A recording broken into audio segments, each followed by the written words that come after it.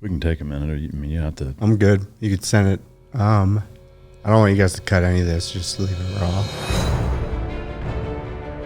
I wanted to be a UFC champion. I wanted to be a Spartan gladiator, and eventually found the SEAL teams. I'm like, okay, that's the epitome of what a modern day warrior is. I got over SEAL Team 7, and then my chief asked me if I wanted to augment with Team 3. Team dudes are psychotic, and not psychotic in a good way. We were like, we're all in on something. We're just wild dudes, and it's necessary for the job. Right before I went to Yemen, March 2021, Dad, if I had to come back and save you from this, then I'm going to resent you for my whole entire life. Put the fire out, got there at like 1 a.m., and everything was fucking torched and just carnage, and everything was broken. Was your dad inside?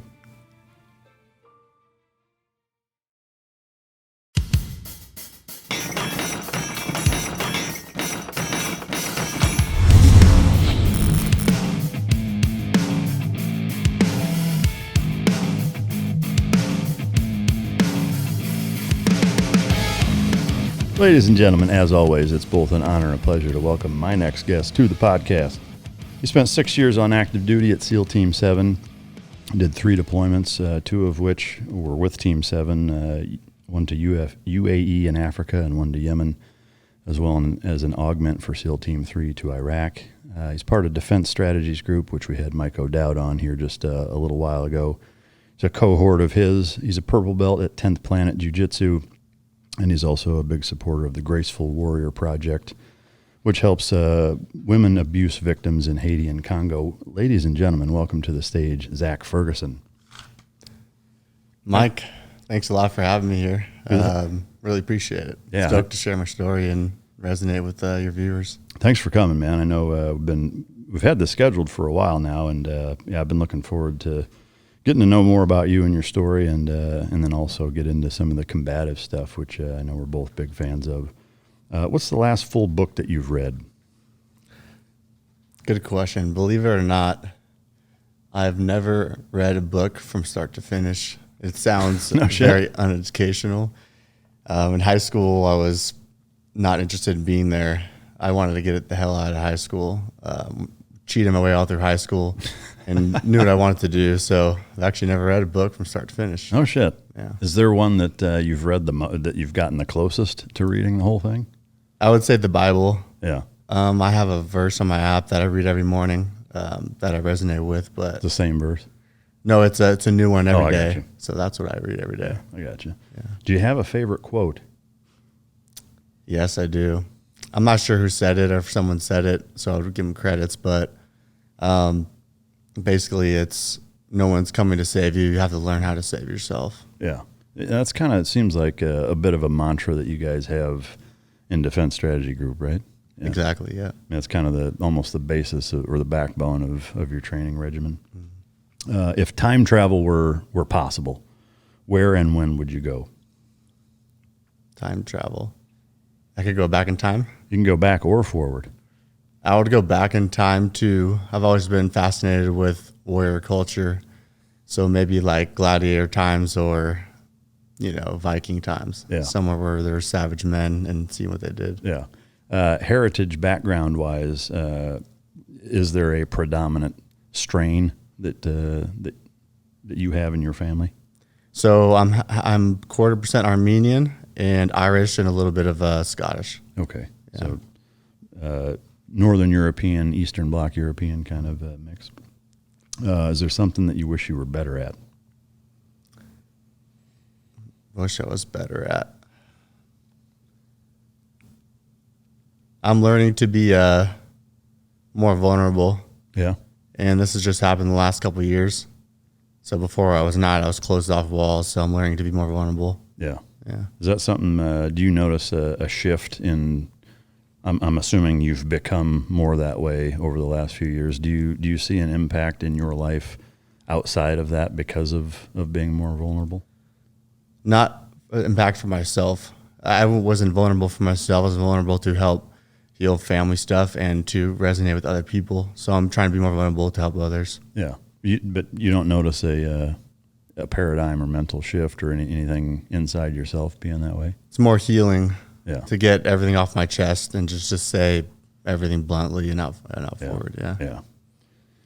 Morning routine. You're out in California. You live a very warrior-like lifestyle, especially comparative to how most people in the United States live. What time do you get up, and what do the first 3 hours of your day look like? I get up, I have morning coffee I make, read my daily prayer app, and then I start training jiu-jitsu. So I'll go lift and then do jiu-jitsu at 11 a.m. at 10 Planet. What time do you wake up usually? Usually like 6 a.m. or so. Yeah. So you don't eat anything until then? Coffee, and then I usually fast for training, and then I'll eat afterwards. All right. So in terms of where you're from and your childhood, I know there's a lot for us to go through as far as that goes. Where are you from, and what was the early part of your childhood like? So I'm from Orange County, California, born and raised there. All of my family's from Boston, Massachusetts. They grew up in Cambridge, Charlestown, and basically my dad and mom ran away from that lifestyle because everyone was robbing banks and getting into drugs. So he wanted a better life for our family. So we moved out here in the 80s. They moved out here. Yeah. What do you have siblings? I have twin sisters that are 32 and then older brother 36, and I'm 30, so I'm the youngest. Okay. At what age did they move out? Was it before you all of you were born, or were your siblings around when they moved, or what? My sister, one of them got kicked out when she was 18. She moved to LA, kind of a problem child at that time. She's a sweetheart.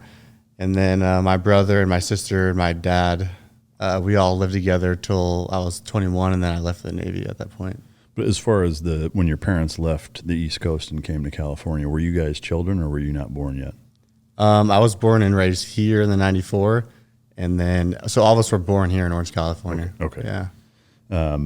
And growing up in Orange County, I mean, I guess in the 90s, I mean, how would you categorize what that was like?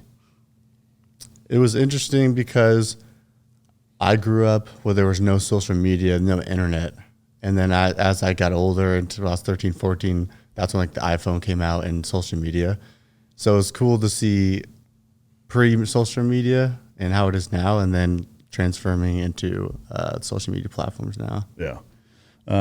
Did that have an impact on you at that age when it first came out? Like, did you have any problems with it, or was it not a big deal? I noticed in 2012 when I saw Instagram and all this stuff come up, I knew that would be a problem. And I know it's a platform for good, but I could see the evil that people would use it for. And I didn't have social media up until I left for the Navy. Yeah. Yeah. Early childhood-wise, did you grow up playing any sports? Yeah, so I started soccer at 3 years old as well as baseball. My dad was my coach for baseball and soccer all the way up until high school. Played baseball, soccer, high school baseball team, and then I joined wrestling for 1 year in high school. Yeah.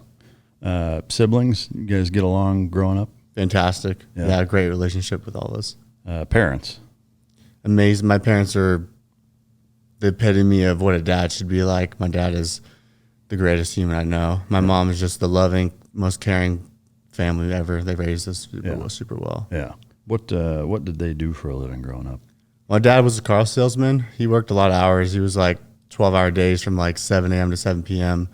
My mom was a social worker. So that's what they did growing up. Yeah. Were there ever any experiences that you had either early childhood or all the way up until you left to join the Navy that were super impactful, either from a positive standpoint or a negative standpoint?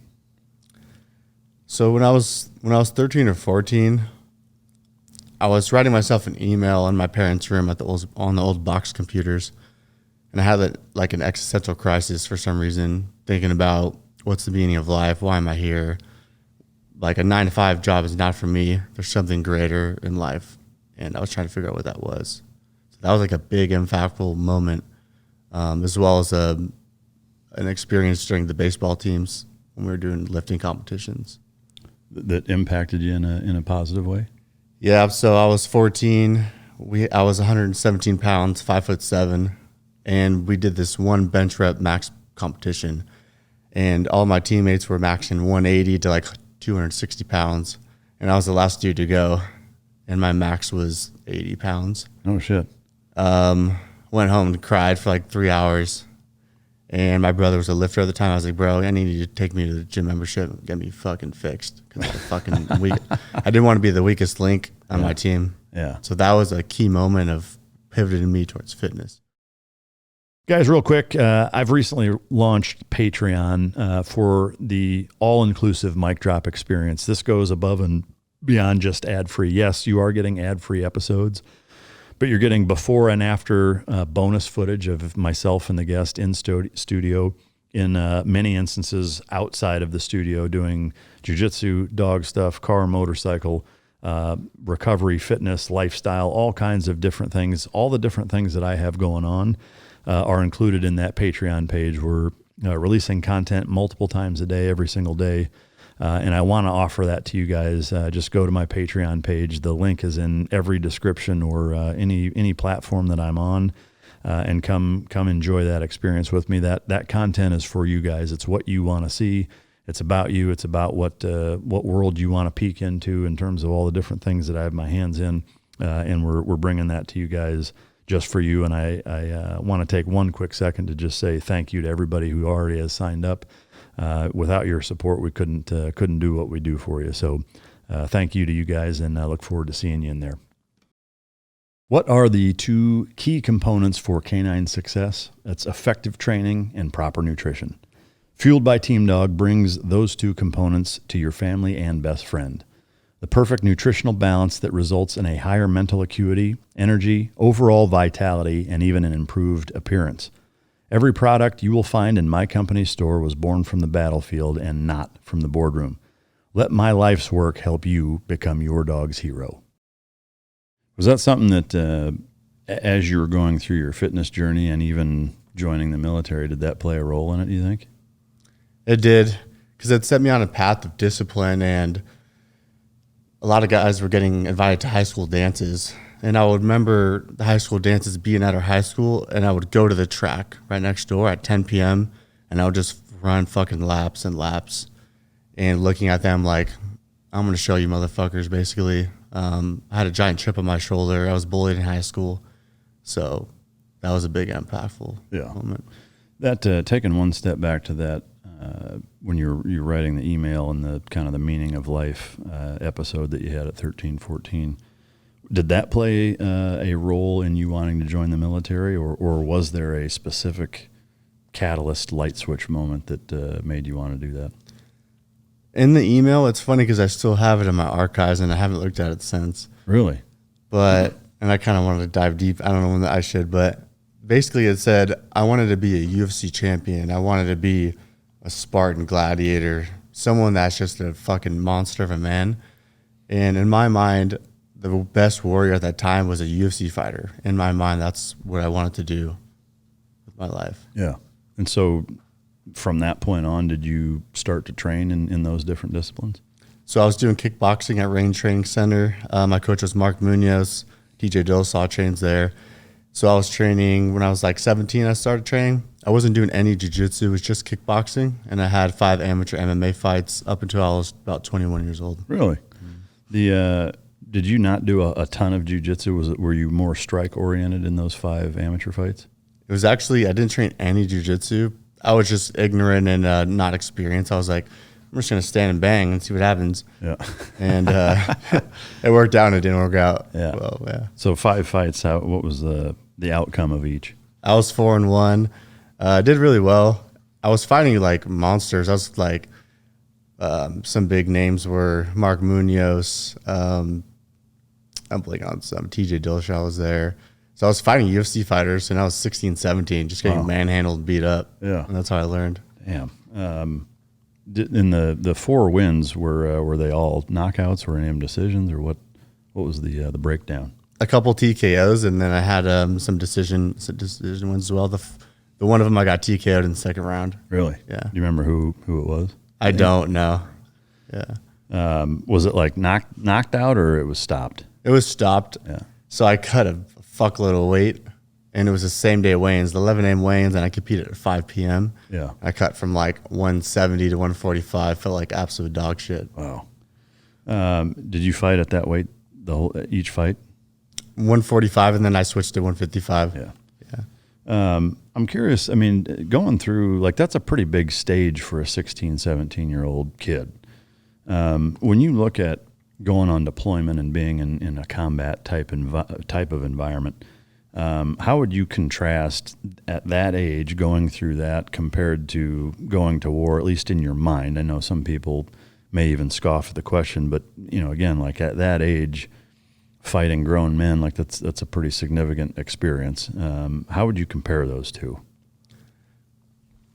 I didn't have any interest in the military at that time, so I wasn't comparing my MMA training to the military. The military wasn't on my radar. I had no interest in the military. I always supported veterans and guys who protected our country, but it wasn't until about a year after, when I was 20, where I had a military experience where it led me to there. Yeah.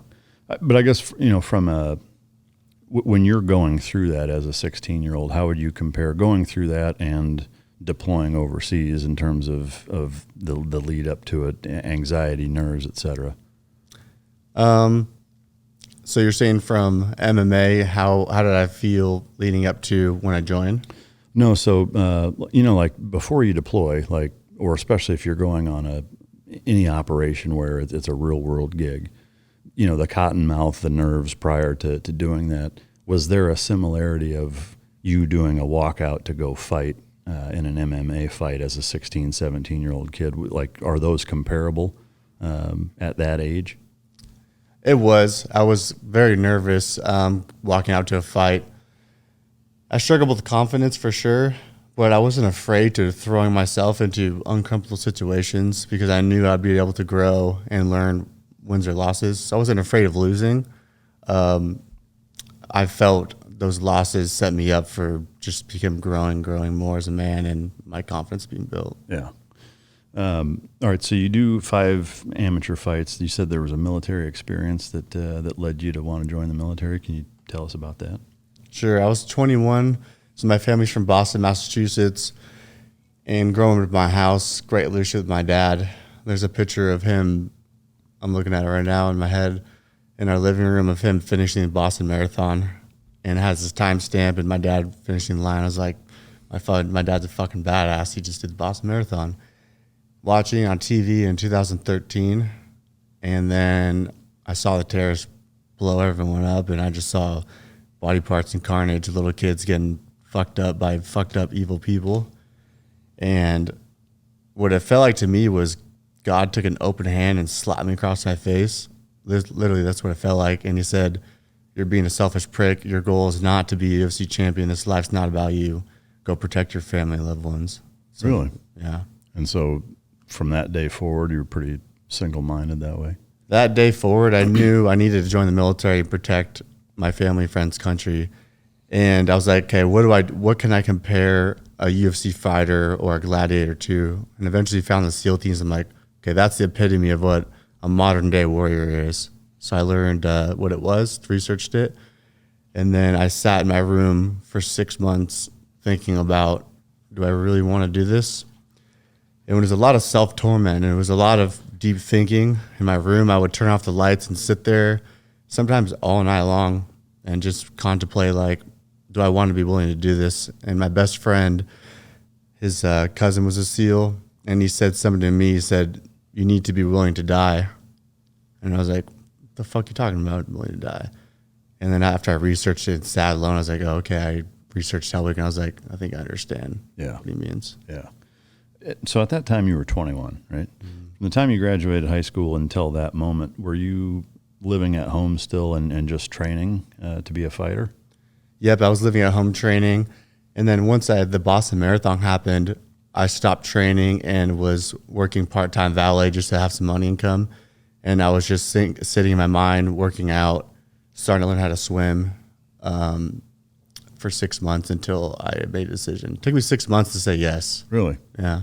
I mean, to me, that's good to hear because that's not an impulsive type of decision you want to have, you know. So I can imagine that there's plenty of people that end up not making it that maybe didn't spend as much time thinking about it as you did and maybe should have. But all right, so that 6 month period, you're kind of in deep thought. Finally, you decide, okay, I'm going to do it. How long from that moment of saying, yeah, I want to do it, until you actually were in boot camp? What was the time frame? So just to backtrack a second, while I was in my room thinking about this, I had to envision myself dying because I had to be okay with going to the death. And it sounds really dark and weird to think about, but I would envision myself being okay with dying. And I would envision myself, I had this weird, like, this out-of-body experience where this person, a dark figure, I describe it as the Reaper, he walked me to death's door and opened the door, and it was just blackness inside. It looked like death, and he walked me to the edge, and he said, you know, you need to be willing to die. And I said, I'm ready to go inside the door. And so that was my deep thought. So I finished boot camp, or after that 6 months, I trained for a year to learn how to do the combat side stroke. And about a year after that, I got a spec war contract and then joined Buds for boot camp. Were both your parents super supportive of the whole process, or what was their take? My mom's the sweetest woman on earth, so I kind of blindsided her. It was 2 a.m. when I finally made the decision, and I was like, or texting me, Mom, I'm thinking about joining the Navy. She's like, wow, it's amazing. You're going to go on ships, travel the world. And I was like, yeah, you're right. And then eventually I told her what Buds was. I was like, Mom, please don't Google what it is. She did anyway. Yeah. But they were very supportive of it. Yeah. All right. So you go through boot camp. At that time, I assume that, so what year was this? This was 2015. Okay. So, I mean, at that point, you've got, like the Buds prep is pretty well in full swing, right? Or what was did you go through boot camp with all SEAL candidates? Yeah, it was SEAL candidates and SWIC guys. Okay. And then we finished that was 8 weeks, and then we did 8 weeks of pre-Buds. Yeah. In Great Lakes, yeah. How was that coming from a pretty training heavy childhood and late teens, early adult years? Was that experience at all a challenge for you, or was it pretty easy training wise? It was very hard because I didn't know how to swim. So my best friend from high school, he taught me how to do the side stroke. So I had to learn how to swim before, and I was a terrible runner. When I was doing the PhD, the physical standard test to get a spec war contract, I failed my my run before I left for the Navy. 1 week before I shipped out. Oh shit! So I had to go to San Diego and take it again 3 days before I went. Wow! And just made it. Yeah. Yeah. So the 8 weeks Buds prep is a challenge. You end up showing up at Buds, and you were in class 319. Yes. Yeah. Yeah. I saw you posted on I think it was Instagram a picture of your helmet saying 319, and you said it felt like a lifetime ago. I look at my helmet. And it's over 100 classes, as you can see, before you. Is like, well, is that two full lifetimes for me? Yeah. One thing that's kind of neat, so I still have, I'll show the viewers, the piece of tape with my fucking last name from Buds is still in there, as well as the knot tying line. I don't know, were they still using the same kind of line? Yeah. Same one, yep. Yeah, so kind of a neat tidbit of history, but the shit's falling apart, like just messing with the helmet. It's like... dropping dust, like it's disintegrating in my hands. But so you joined class 319. Did Buds go about like you expected, or were there any huge surprises that you were like, holy shit, I didn't know it was going to be like this? I didn't have too many expectations. I didn't really research and look at videos or ask questions about schedule because it didn't matter to me. I was already willing to die, so I didn't give a fuck about what the training was. But what was surprising to me was class 318. I talk about willing to die, and a SEAL candidate, Daniel Diabanco, was in 318. He quit during Hell Week and took an Uber downtown to San Diego and took the Marriott hotel to the top floor and jumped off, killed himself. Right afterwards? Right before I classed up. I mean, right after he quit? Yeah. Wow. So when you talk about surprising me, I was like, fuck, we're getting into it. Yeah. Yeah. So where were you at in training when that happened? Like, were you in Buds prep? I was in Buds prep. Yeah. Or I was in basic orientation. Oh, okay. Yeah. Was that something that like news traveled fast and you guys all heard about it? Yeah, right away. Did you guys talk about it? We did, but I was so compartmentalized in my emotions. Before I left for the Navy, I cut off all relationships to women. My family, my friends, they all came second priority. And it sounds selfish, but my goal was to protect them, and I needed to be all in and detach myself. I deleted my social media. I was all the way in. So when he died, in a sad way, I just compartmentalized in my brain, and I said I could deal with that later. Yeah. So as you show up from a training perspective, was the training about like, I know you said you didn't have any expectations, but I guess were you surprised by anything? Did some things seem harder, or did anything seem harder? Did anything seem easier than what you thought? It was all fucking tremendously horrible. There was nothing that was easy. There was things that I struggled with everything, like everyone, but there was a few key training evolutions that were the hardest. Exceptionally brutal. Yeah. Can you talk about those? The second week of first phase, we were doing evolution called the Beehive. So for the viewers, you're wearing combat boots, full getup, and a charged mask filled with water. And I had a deviated septum because I broke my nose during MMA, so I couldn't keep the water from being discharged from my. I couldn't hold it in, so I was just gargling and drowning. And the instructors saw that I was struggling, and they gave me a little extra love. Yeah. And I was starting to drown. I shit my pants right before that. As I was drowning, like I'd said before, I had this out-of-body experience where this person brought me to this death's door of death, opened the door, and he said, "Hey, brother, you were talking about this before you left. You just said you were willing to die. Go inside the door or quit." And I basically said that to him. Yeah. Said, "Fuck you." And I took a step inside the door, and I woke up on the side of the pool deck and drowned. Oh, shit. Yeah. So it was, kind of a bit of an out-of-body kind of thing? It was crazy to think about. I've done psychedelics and stuff, but that was an out-of-body experience. Yeah, man, that's a trip. Exact same door and Grim Reaper and all that, like the exact same as the time that it happened before? It was literally exactly the same thing. Yeah, wow. Yeah.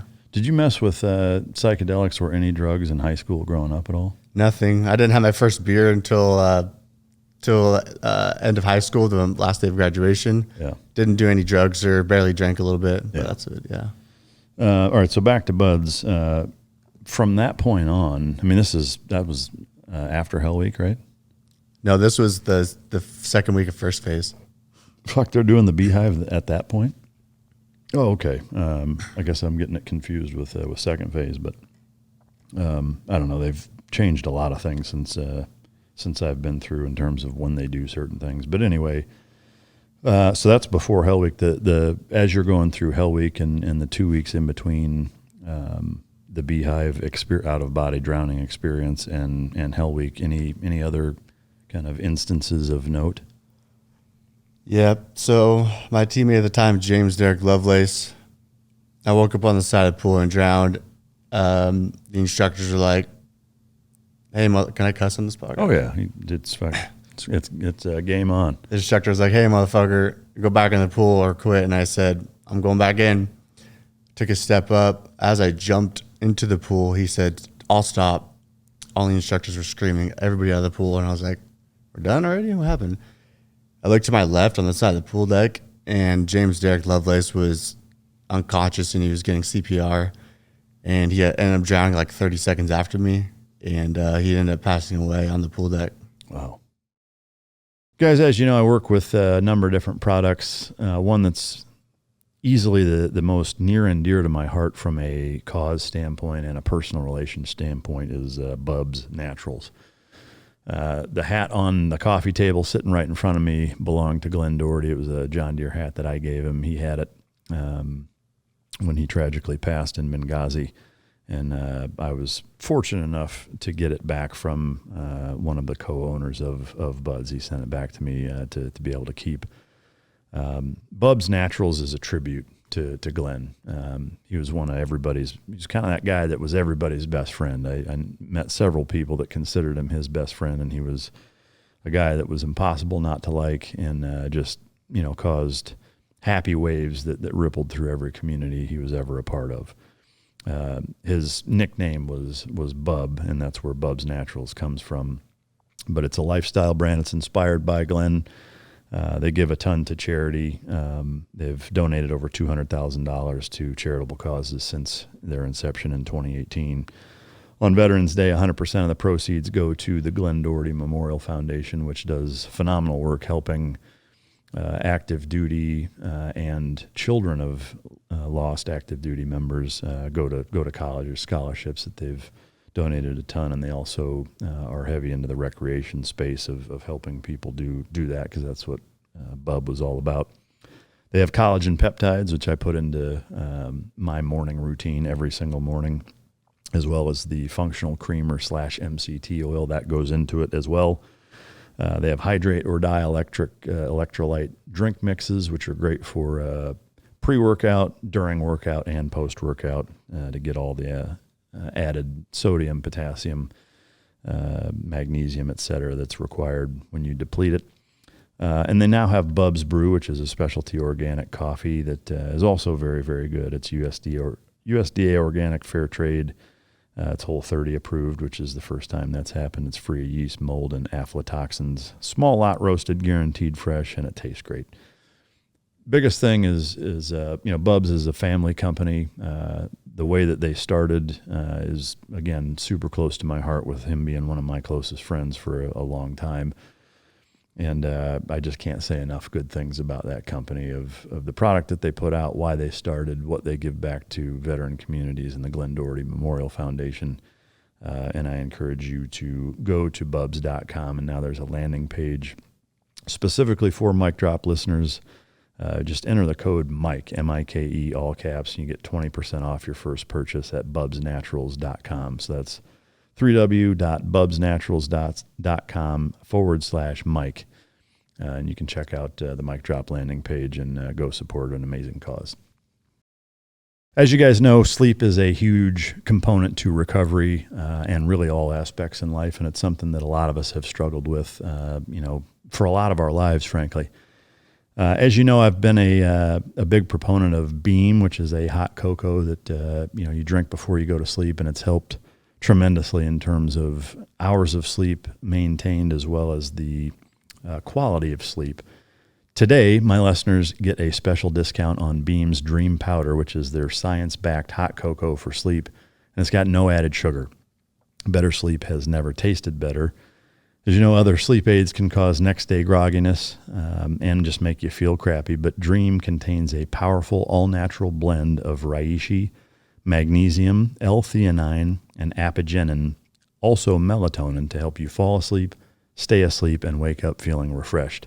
If you want to try Beam's best-selling Dream Powder, get up to 40% off for a limited time when you go to shopbeam.com/MicDrop, all caps, all one word, and use code MicDrop, all one word, all caps, at checkout. That's shopbeam.com/MicDrop and use code MicDrop for up to 40% off. I don't remember hearing about that. Was it the exact same scenario basically as how you drowned? Yeah, so they were basically cuddling us all together. They weren't drowning us, but we were pulling each other down, and they were giving us a tough time. But yeah, the same evolution. Yeah. Passed away. So 318, the guy killed himself. 319, we got lost a guy in training. Yeah. How did that impact you guys in training at that point? Like, was it something that you guys talked much about, or was it compartmentalized? Was it a, hey, shit happens, and sometimes, this is dangerous business. Sometimes these things happen and we have to move on? Or what was the mentality? We walked to his dress blues on, walked across the street to the dry side, went to his funeral, came back, and it was just game on from there. Nothing. Yeah. The training wasn't easier. If anything, it was harder the next day. They woke us up earlier and made sure we weren't being pussies and being like, hey, shit happens. This is training. Sometimes people die, unfortunately. Yeah. How? Where was your head at? Was it something that rattled you or made you feel any different, or was it the opposite? What were you thinking? It was similar to when Daniel Diabanco killed himself. I just compartmentalized that, and I said, I need to be focused on training. I can't have any emotions toward this right now. Yeah. Hell Week. Any surprises, anything of note during Hell Week? There's one funny point that stood out. We were getting ready to go to Hell Week, and then before we started, we were just waiting in the room. We had one dude ring out before Hell Week even broke out. Really? And I'm like, we haven't even started yet. Yeah. And just he was thinking too far ahead, I think, about the training. Hell Week was way harder than I thought. It made me think about what the human body is capable of and how much torment it could go through. Yeah. I was like, this is incredible on what the body and mind can withstand. Yeah. Were there any moments for you where you seriously considered quitting during Hell Week? It never crossed my mind. Yeah. It honestly didn't.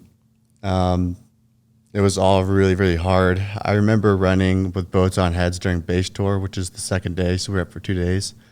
And there was just Marine Raider in my boat crew, fucking stud of a dude, just for like, this guy's gonna fucking crush it. We were doing boats on heads, and I remember him screaming at the top of his lungs, "This is the worst selection course I've ever been to." And then he left the boat, and I was like, everyone started laughing, like, what the fuck was that? Yeah. So there was a nice little comedy moment that helped us get through. And he quit? Yeah, he's bounced. I never saw him shit. again. Yeah. Damn. Fucking Marine Raider quit, huh? Yeah. All the Marines that I've ever had on here that talk shit. There's one strike now that they're all good dudes, but man, that's fucking wild. We had a 35-year-old force recon guy when I was because I was 18 when I was in training, and he was a same kind of thing. It was a total fucking stud of a dude. He made it and did well in the community for years, but once I turned 35 and I was like, how the fuck did that dude do that training at this age? Like, there's zero chance I could have done it at 35. But we actually had a 35 and two 35-year-olds with waivers made it through. No shit. Yeah, my good friends. One of them's out. Actually, they're both out now, but they both made it through. I'm like, damn, how the hell did wild. your body? Yeah. If I could backtrack just a tad, the week before Hell Week, I had VEG, which is a viral gastral infection. Basically, you're vomiting, shitting your pants. And there was like 10 of us who had it. So everyone had a VEG in the same boat crew. Be mindful for the viewers, everybody in the same boat crew is relatively the same height. So you're carrying the boat with equal weight. We had this dude who was 6'5". I'm 5'11". And then we had the shortest guy in the class, 4'11". Holy fuck. So we were just like running heads like, this is absurd. I'm carrying no weight. I'm trying to go on my tippy toes. And so that was another laughter moment that we're like, this is so ridiculously hard. You guys had a guy that was 4'11"? Yeah. Did he make it through? He made it to third phase and then he got dropped. Yeah. Yeah. Dude, 4'11". I don't know how you could be a SEAL at that short of a height. I mean, that's a height waiver, right? They basically said you're too fucking Yeah, you're short. too fucking short. He also wasn't super aggressive. Yeah. So like, you're short and you're not aggressive. You basically are done. Yeah. Yeah. Man, that's fucking gnarly. Through the rest of Bud's training, were there any standout moments that you recall? Also in first phase, we were doing the underwater 50-meter swim. And so basically, for the viewers, it basically looks like you jump in and you swim to the end and come back. What they don't show you is you're doing like burpees, push-ups, and they get you super fatigued on the pool deck, and then they say, go inside now. So you're already winded. I go in, do the front flip, start swimming, touch the wall. As I'm coming back, I had drowned again and woke up on the side of the pool and had to retake the test 5 days later and ended up passing it. Fucking two shallow water blackouts, huh? Good times. Were there any visions on that one or nothing? That one, no. I just was basically, as I touched the wall and came back, I was like, there's no way I have enough oxygen. And I just saw blackness and then boom, lights out. Yeah. That's bad shit. I am curious, do you remember how many students you started with in Hell Week and how many finished? So we started pre-buds or a basic orientation with 220.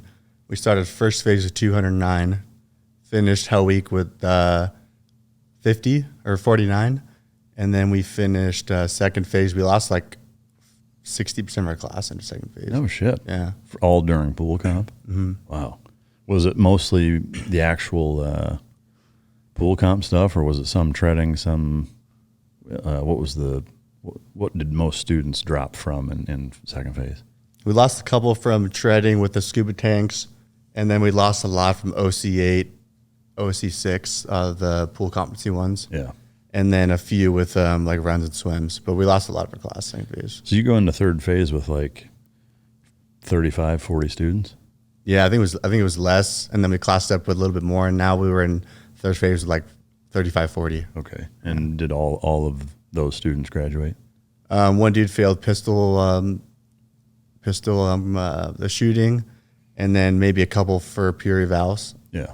And then, we finished SQT with 9 originals. Oh, okay. Wow. Graduating buds, in terms of moments in your life that are impactful, where would you rank that in terms of what you're proud of? Probably up there to the most. Yeah. I was like, I was proud of myself, but I don't pat myself on the back.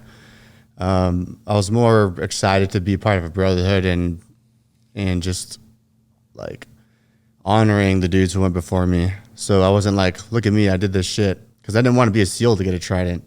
I didn't give a fuck about the status. I was here to be a protector at the highest level. Yeah. So that's what I was most excited about to do. Yeah. You go through jump school and SQT. Any impactful moments in either of those? SQT was great. I didn't struggle with too much. Was really good at CQC naturally, which was nice. Any reason for that, or just came to you easy? I'm not sure. I think I played a lot of video games growing up. I was really good with dexterity and fast twitch movements. And after buds, I was able to keep my emotions at a neutral level, regardless of what people said or did to me. And CQC is all about going into a room, processing what you see, what are the priorities, and doing them in order. So I didn't let instructors screaming and yelling at me affect my decision making. Yeah. I think that's why I was good at it. Yeah. Jump school wise, did you go to Brownfield and do free fall and all that as the package deal? You didn't go to Benning, right? No, we went to Skydive San Diego and Brownfield. Yeah. Was jumping out of planes anything that was a struggle for you, or was it just kind of whatever? I loved it. Yeah. It was so freeing because in my mind is always being tormented by thoughts and, goals, dreams. And if it's just for a brief moment of time where you jump out of a plane where you're not thinking about anything. Yeah. Like, I got to pull my chute, look out for my boys, get in the stack, and land safely. To me, jiu-jitsu is very similar that way. Like it's an active physical meditation. Exactly. Riding motorcycles is very much that way too. Is that it's a lot more physical than I think people who don't ride realize. But it's also that like you can't be really focused on anything else. If you're riding a Harley and just motoring around town and music going or whatever, that's different. But if you're on a sport bike or something that's more of a performance machine in that regard, it's very much that same way. You have ridden a motorcycle or not really? I've never, but hopefully today's the day. Yeah, well, we'll see if we can get you on one and see how it goes. For the Patreon members, I'll just throw this in there if you're watching or listening. We're gonna do some rolling afterwards. We may go out to the dog kennel and we may do some motorcycle shenanigans. That'll all be on the Patreon channel if you want to check that out. But all right, so as you go through both all of your air ops training and SQT, you finish all that, and your first duty station is SEAL Team 7, correct? Yeah. So I got over SEAL Team 7. My platoon was still deployed at the time. So I checked in September, and they sent me to comm school, JTAC school, and then they got back from deployment, and then my chief asked me if I wanted to augment with Team 3 in 2017. Okay. So that deployment actually came first. Actually, I wanted to take one step back. You said Mike was one of your third phase instructors. Is that right? Yeah, Mike O'Dowd. He was a hammer. So I'm curious. Like he was talking about combatives with, like he would fight the students basically. Did you square off with him? I did. It was awesome because he's like hyper aggressive, but it's such a phenomenal instructor. And he saw a lack in combatives in the community. So he started like the combatives phase and third phase. And so we would wake up at 5 a.m. and basically we would do like 2-on-1 scenarios, like just everyone beating the dog shit out of each other. One dude broke his leg in half and got sent back to the island. But me and Mike scrapped. He didn't know me at the time, but I was giving some good scraps. Yeah. Did you get the better of him at all?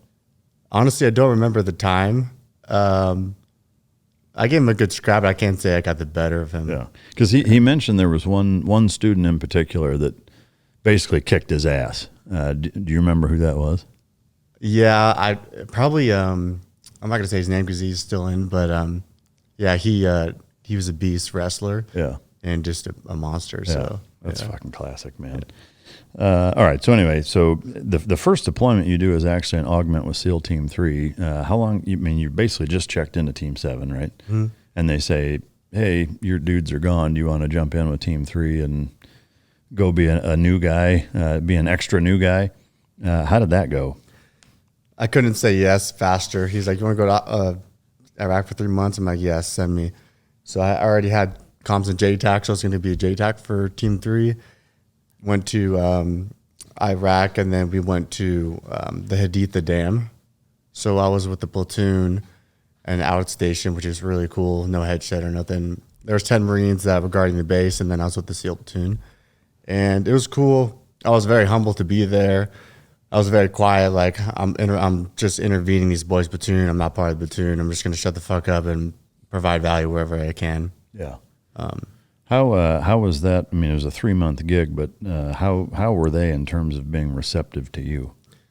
They were super nice. A little standoffish at first. They had a jiu-jitsu gym out there, and they invited me to train. I was like, fuck yeah. So we were training, and I think that's how we collaborated and started to get to know each other. And it was one of the dude's birthdays, and all the platoons living in the house, they took over. Me and my medic, new guy buddy that was with me, were living in the tents. They were fucking around with us. They would like unplug the air thing so that they collapsed while we were sleeping.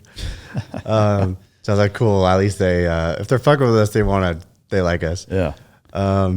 So it was some dude's birthday, and then they were doing new guy stuff for the guy's birthday, and they invited us in to join us. I was like, okay, cool. Yeah. They don't mind us being there. I guess from a jiu-jitsu standpoint, had you been training much at that point? I hadn't been training much. Actually, that was like my first introduction to really training jiu-jitsu. Yeah. But I was just open to learning with them. There was some purple belts and blue belts there. Yeah. I was given a good scrap and just taking all the knowledge I could from them. Yeah. As far as the 3-month augment that you were there for, what was as you were going there, did they kind of give you an idea of why you guys were there and what the mission was, like what you were trying to accomplish? They were doing raids, clearing Al-Qaim to the west of where we were, near the Syrian border. And right before I got there, they got hit with an RPG that went through an MRAP and actually went through the middle of the car. And in the back seat, there was the operator, and the dog was in the middle. And the dog ended up getting killed. Really? I'm sadly blanking on his name, but they lost a dog. Yeah, man. Was it Tyson by chance? I think it might have been Tyson. Yeah, that rings a bell. Yeah. Yeah, I think that's who it was, if I remember correct. Man, it's rough. So that was right before you got there. Yeah, like 1 week before. Yeah. So in terms of your involvement in during that augment, can you kind of walk us through how that deployment went from an operational standpoint? It was interesting. A lot of TGMs, a lot of QRF type stuff. Nothing too kinetic. What is TGM? Tactical ground mobility. Driving like MRAPs, clearing buildings, structures. And man, I was there for 2 weeks in the Haditha Dam, and I started getting sick. And I didn't want to like be a pussy and like tell them, hey, I'm sick. So I just sat with it, and I got more and more sick, and I looked down my throat, and my esophagus was closed. And the new guy medic I was with, he's like, dude, you need to get on some meds. So they gave me some medication. For 10 days, I was all fucked up. I was pissing basically brown. Wow. Couldn't eat or drink anything.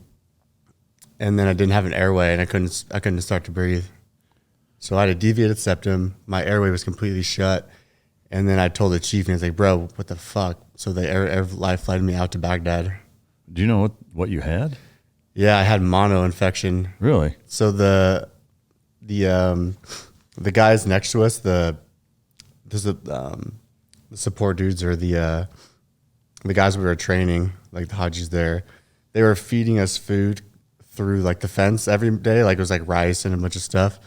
I'm not sure how I got it, but I started eating there, and then like a week later, I got mono. Yeah. Wow.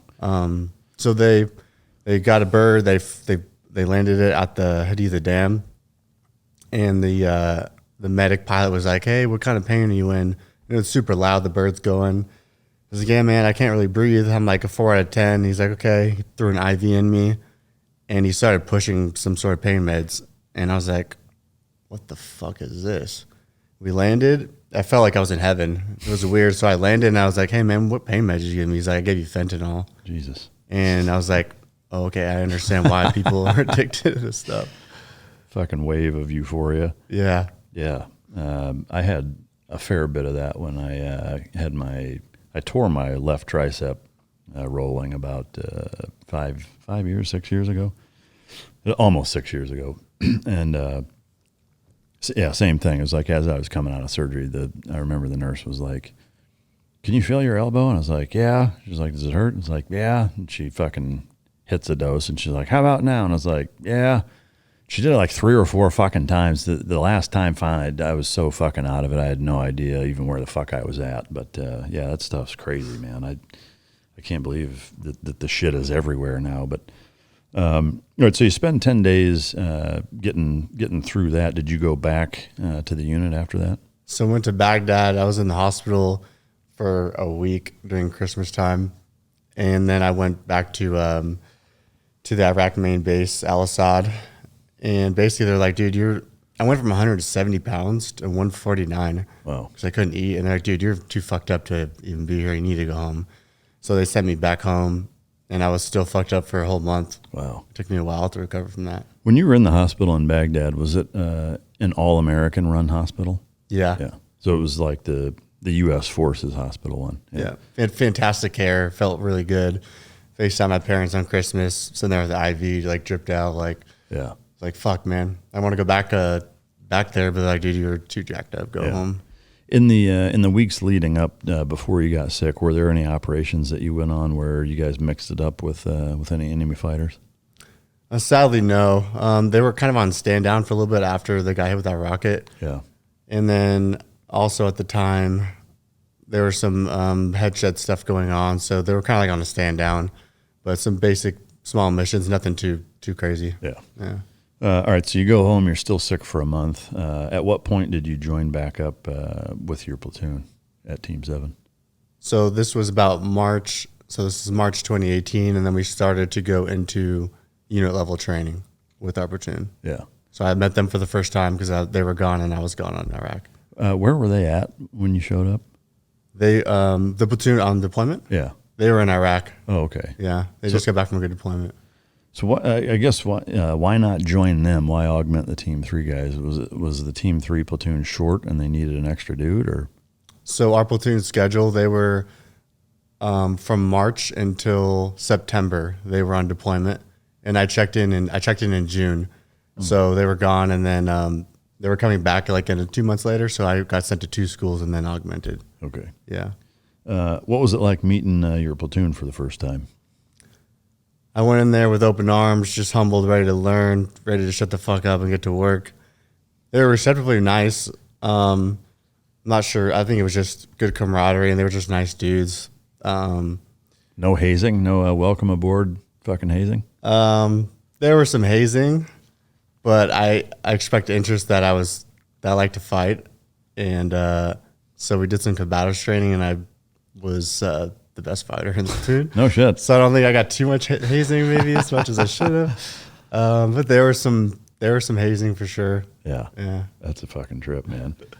The hazing that did happen, tell us about that. I'm always fascinated by it because hazing was a huge thing when I was coming up because I was in the platoon in the late 90s and early 2000s. So especially like the couple of years prior to 9/11, it's like there wasn't shit else going on. So it was like the rite of passage thing was was combat almost. It was like it was really fucking hardcore. And the hazing was exceptionally brutal. But what did they do to you guys? On one dude's birthday, they tied him up to a strap board and put him up against a wall. Yeah. And basically doused him with alcohol and this, it's like a Carolina Reaper pepper, some hot ass peppers. Yeah. So he was hammered drunk, and this dude didn't like spicy stuff. So they put Carolina Reapers in his mouth. Jesus. And he was just sitting there, just had to eat it. Yeah. And then we left him there for like 12 hours. Yeah. Anything happen to you? Did they tape you up or anything? No, they didn't tape me up. One of them was, they put me in the back of this, like ATV, and they filled the bed with ice blocks. Yeah. And I was basically like naked, and they put me in there and they drove me around. I was freezing cold for like a long ass time. I was sitting there with an ice block in me. Where were they driving you around at? It was like a TGM or something, and it was just like endless loops of that's being cold. All right, so you get into Team 7. You get into the platoon. You're one of the boys, I guess, if we'll call it that. How was your ULT training and the workup leading to deployment? Did anything happen during that time that was of note or that stands out? Yeah, it was a great workup. So we were working up to go to UAE. There was an older dude that was like a 3 platooner that I fucking hated. And I was like, this guy's a giant pussy. He doesn't want to be here. Didn't train at all. Was a bad dude. And I called him out as a new guy. That's because I'm like, bro, we're going to like fight in wars, and like you're fucking not capable. You're a terrible shooter. You don't work out. I was like, I want you out of this platoon. And I'm saying this as a new guy. And I expressed that to my older guys, like my C-Daddy dude. And he's like, yeah, you're right. But they were like, they liked him as a person. I was like, he shouldn't fucking be here. So I called the dude out. I was like, meet me at the Combatives gym. I'm going to fuck you up. Like, basically leave.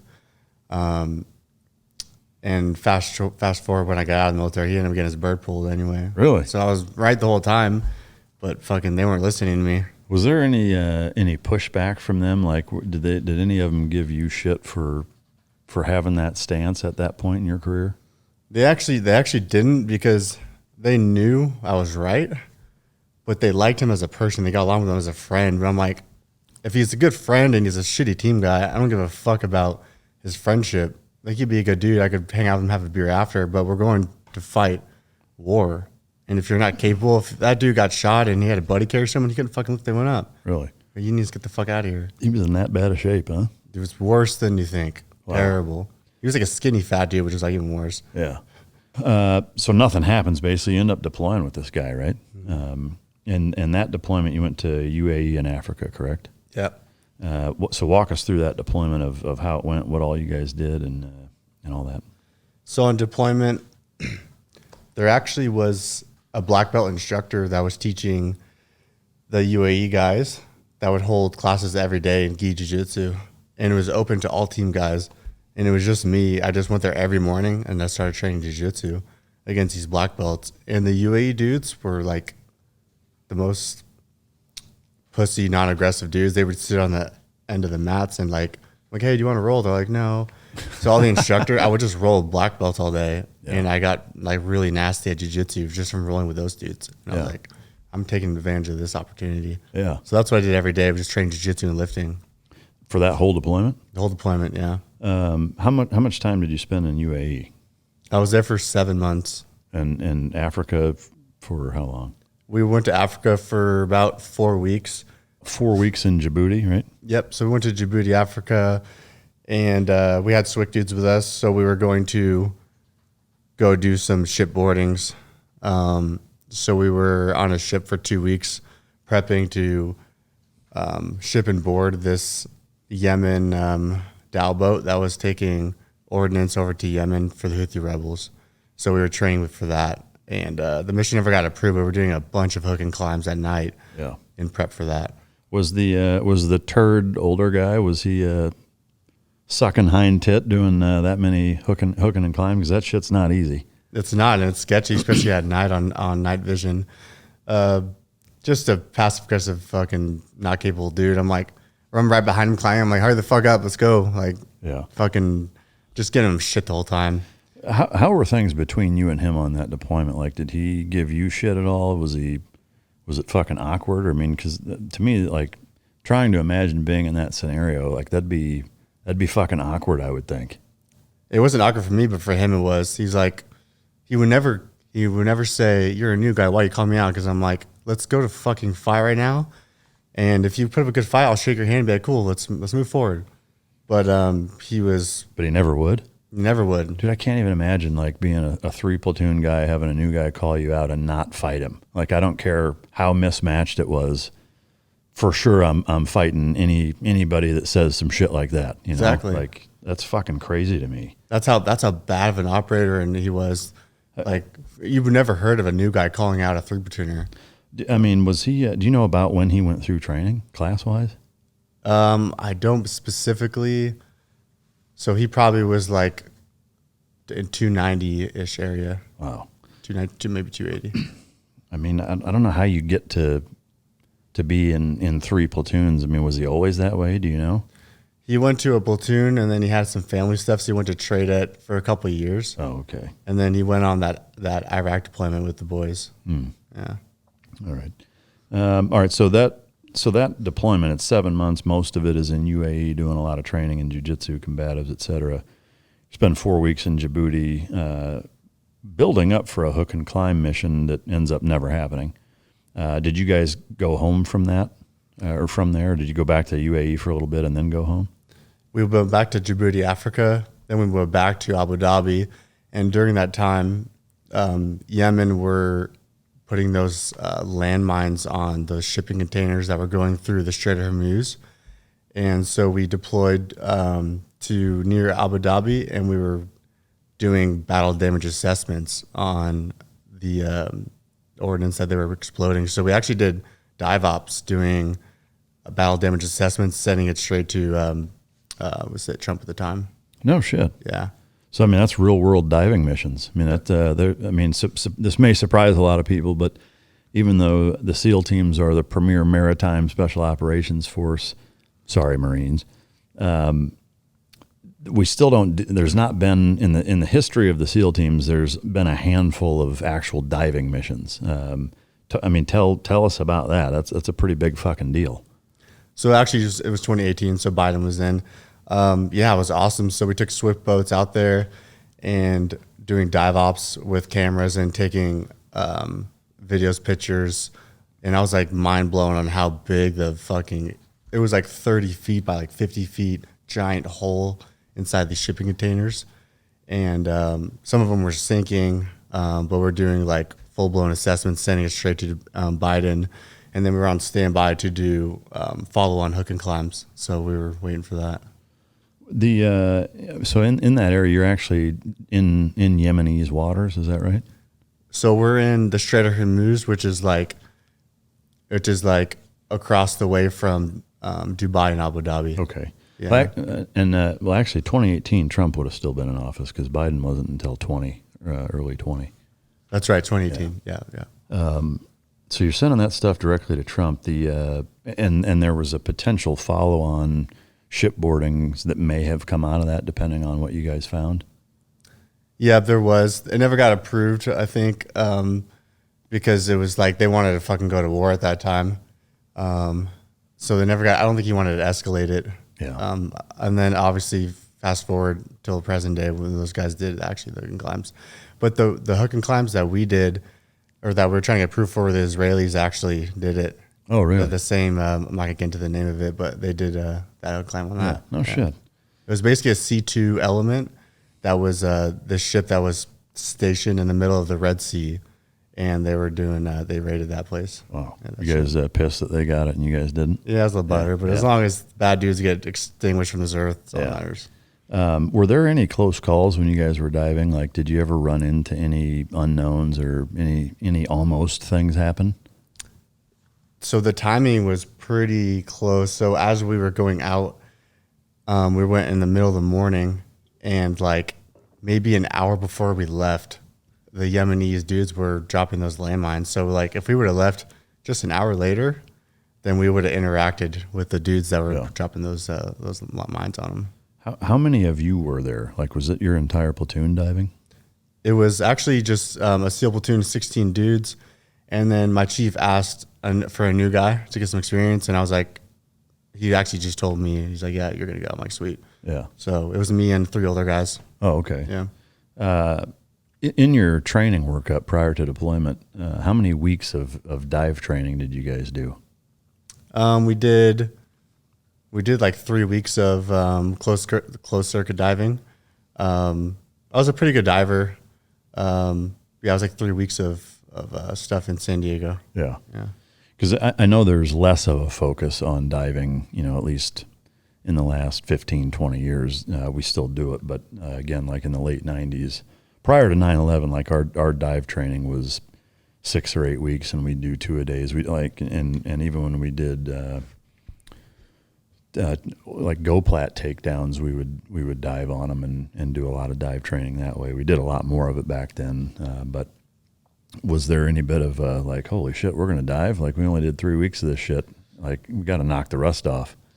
Yeah. So actually, it was free diving. So we weren't on Really? Yeah. So we were just Straight scuba. We were just doing breath holding. Oh wow. So we would have one dude on the surface looking after, and we would just take turns diving. Oh, okay. Taking videos, pictures. Really? Yeah. Why didn't you? I mean, is that why you guys didn't go closed circuit? Is because you were rusty in it, or you didn't have it, or what was the reason for not diving? Good question. I'm not sure why we didn't dive. I think it was so. I don't think the equipment was there, and it was so sporadic. We were just there, and then we were on standby in case a war kicked off or whatever. Yeah. That we just we didn't have any gear, so we just sent it on a free dive. I mean, that's to me, that's pretty cool. That's frogman shit as it gets. I am curious, what was your guys' loadout, weaponry wise? So we had the 160th dudes with us. So they were stationed in Abu Dhabi, and they were flying ordnance over to us where we were at.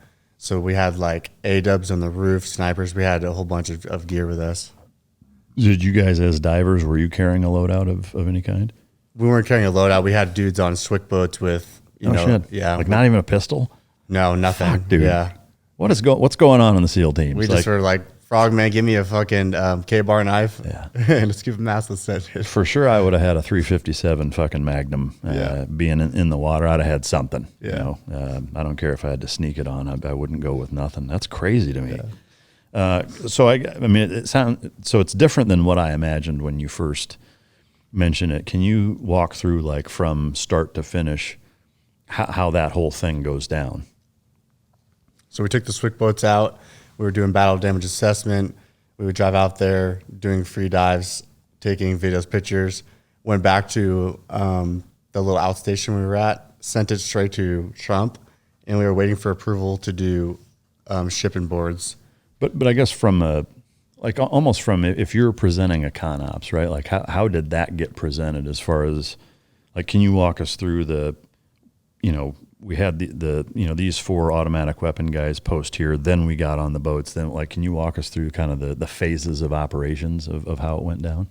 So we're sitting on the swick boats at the dock, and the swick dudes had 240s on each side, and there was 5 of us. So we had a bunch of guns. All the operators had A-dubs, M4s. So we had plenty of firearms, law rockets, and we were actually training to shoot law rockets at the ship we were going to board. But waiting on approval, they said yes. We just sent it out there, did the free dives, came back, sent it to Trump. And then it was funny because we were watching on the news, and they had pictures of us on the swick boats and all the containers that were blown up. Oh, really? And it was while we were diving, it was just obviously there was oil and gasoline all in the water.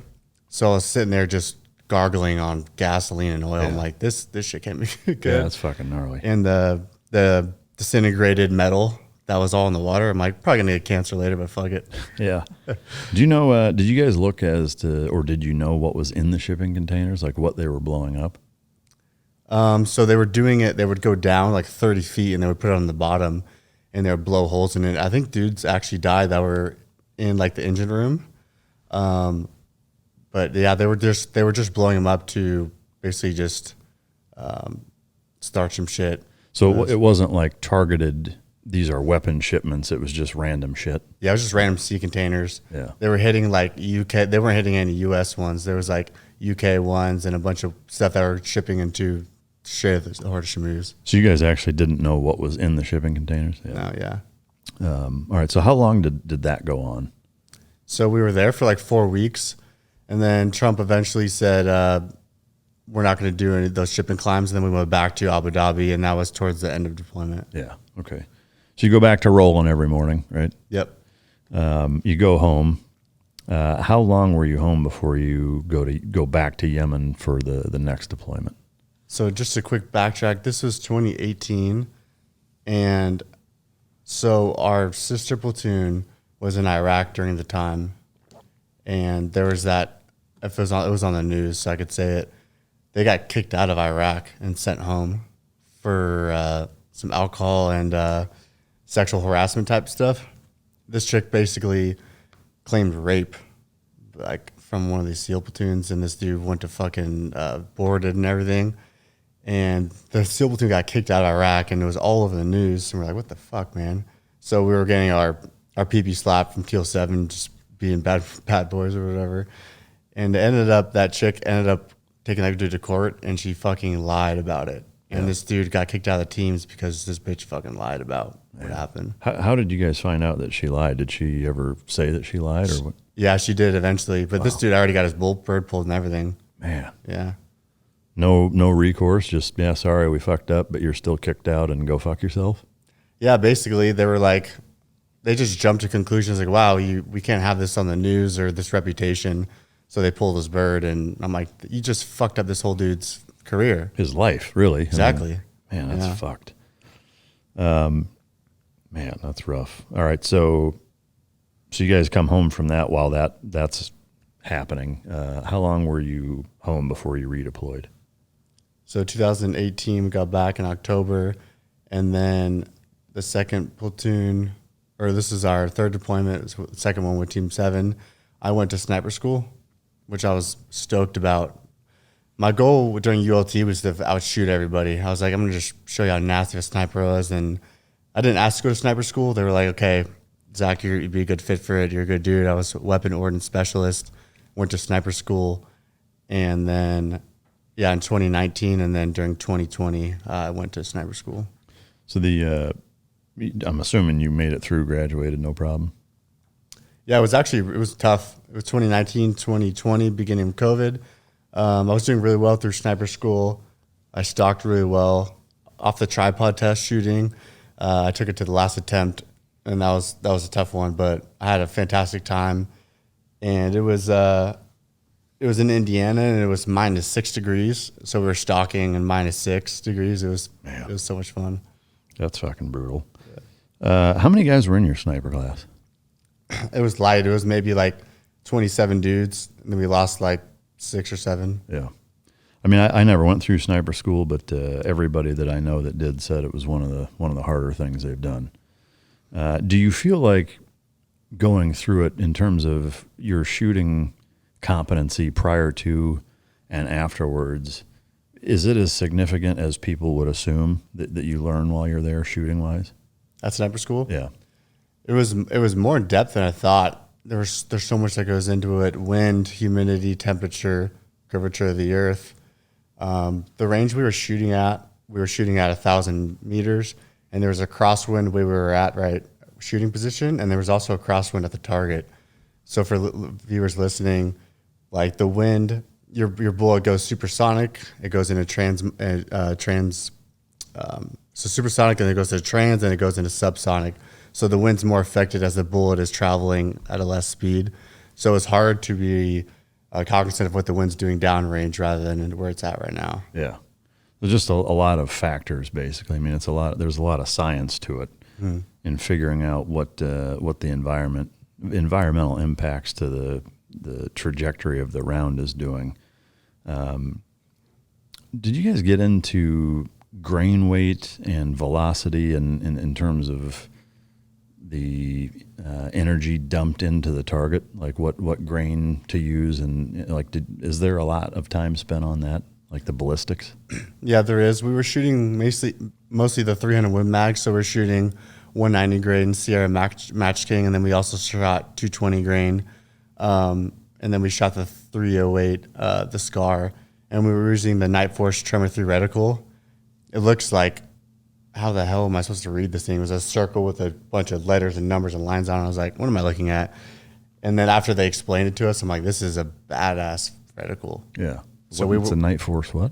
Night Force Beast, 5x25 zoom, and the tremor is called, or the reticle is called Tremor 3. Can you buy that as a civilian? Yeah, you can. It's expensive. I think they're like $5,000, $4,500.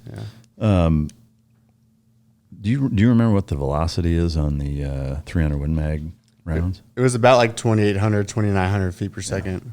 Yeah. And 190 at almost 3,000. That's a pretty brutal fucking round. It was cooking. Yeah. All right, so you finish sniper school. How long before you deployed from the time you finished? So real quick to backtrack, and in sniper school in 2018, I wasn't there. My really, really close friend, Justin Pegg, was in sniper school, and he ended up using some drugs, cocaine specifically, and they got piss tested when they got back, and he popped for drugs, and I was like, he's my best friend all through training, all through buds, and he tested high, and he ended up shooting himself. No shit. So I was like, that was tough on myself because he went to the East Coast teams, and there's a little lapse of time where we didn't communicate, and I felt like, fuck, man, if I wish I was in touch with him, he could have fucking called me, dude, and could have prevented that. But. So if we can take kind of a sidestep here for a second, I'm curious to get your take. The culture in the SEAL teams and all special operations environments or units, we're not Boy Scouts. Like it attracts a certain type of individual that, many times gets characterized as like life path wise. There's an A and B option. It's like you go there or you end up being a fucking criminal. Like there's a lot of guys that fit into that category of their kind of riding the edge, extreme nature wise of how they live their life. And, it stands to reason of what you do for a living in that job. There has to be an element of that to your personality. Obviously not all guys are that way, but a lot of them are. And especially when you mix in, doing multiple combat deployments and the associated traumas and PTSD that oftentimes accompanies a lot of these experiences that guys have. Drugs are a relatively common thing that guys mess with. But I'm curious to get your take from something like that happening. What is your position on the Navy's stance of if you test positive, bam, you're gone? Do you agree with it? Do you think that there should be more forgiveness or wiggle room with that so that shit like that doesn't happen, or what is your take? That's an interesting question. That's tough. I don't know if second chances, because they make it very clear, like you can't be doing coke and a bunch of drugs while you're in the military, because it could alter your thinking. You can't be high while you're training because it's a liability to people. So I don't disagree that. I think if you pop, then you should be gone.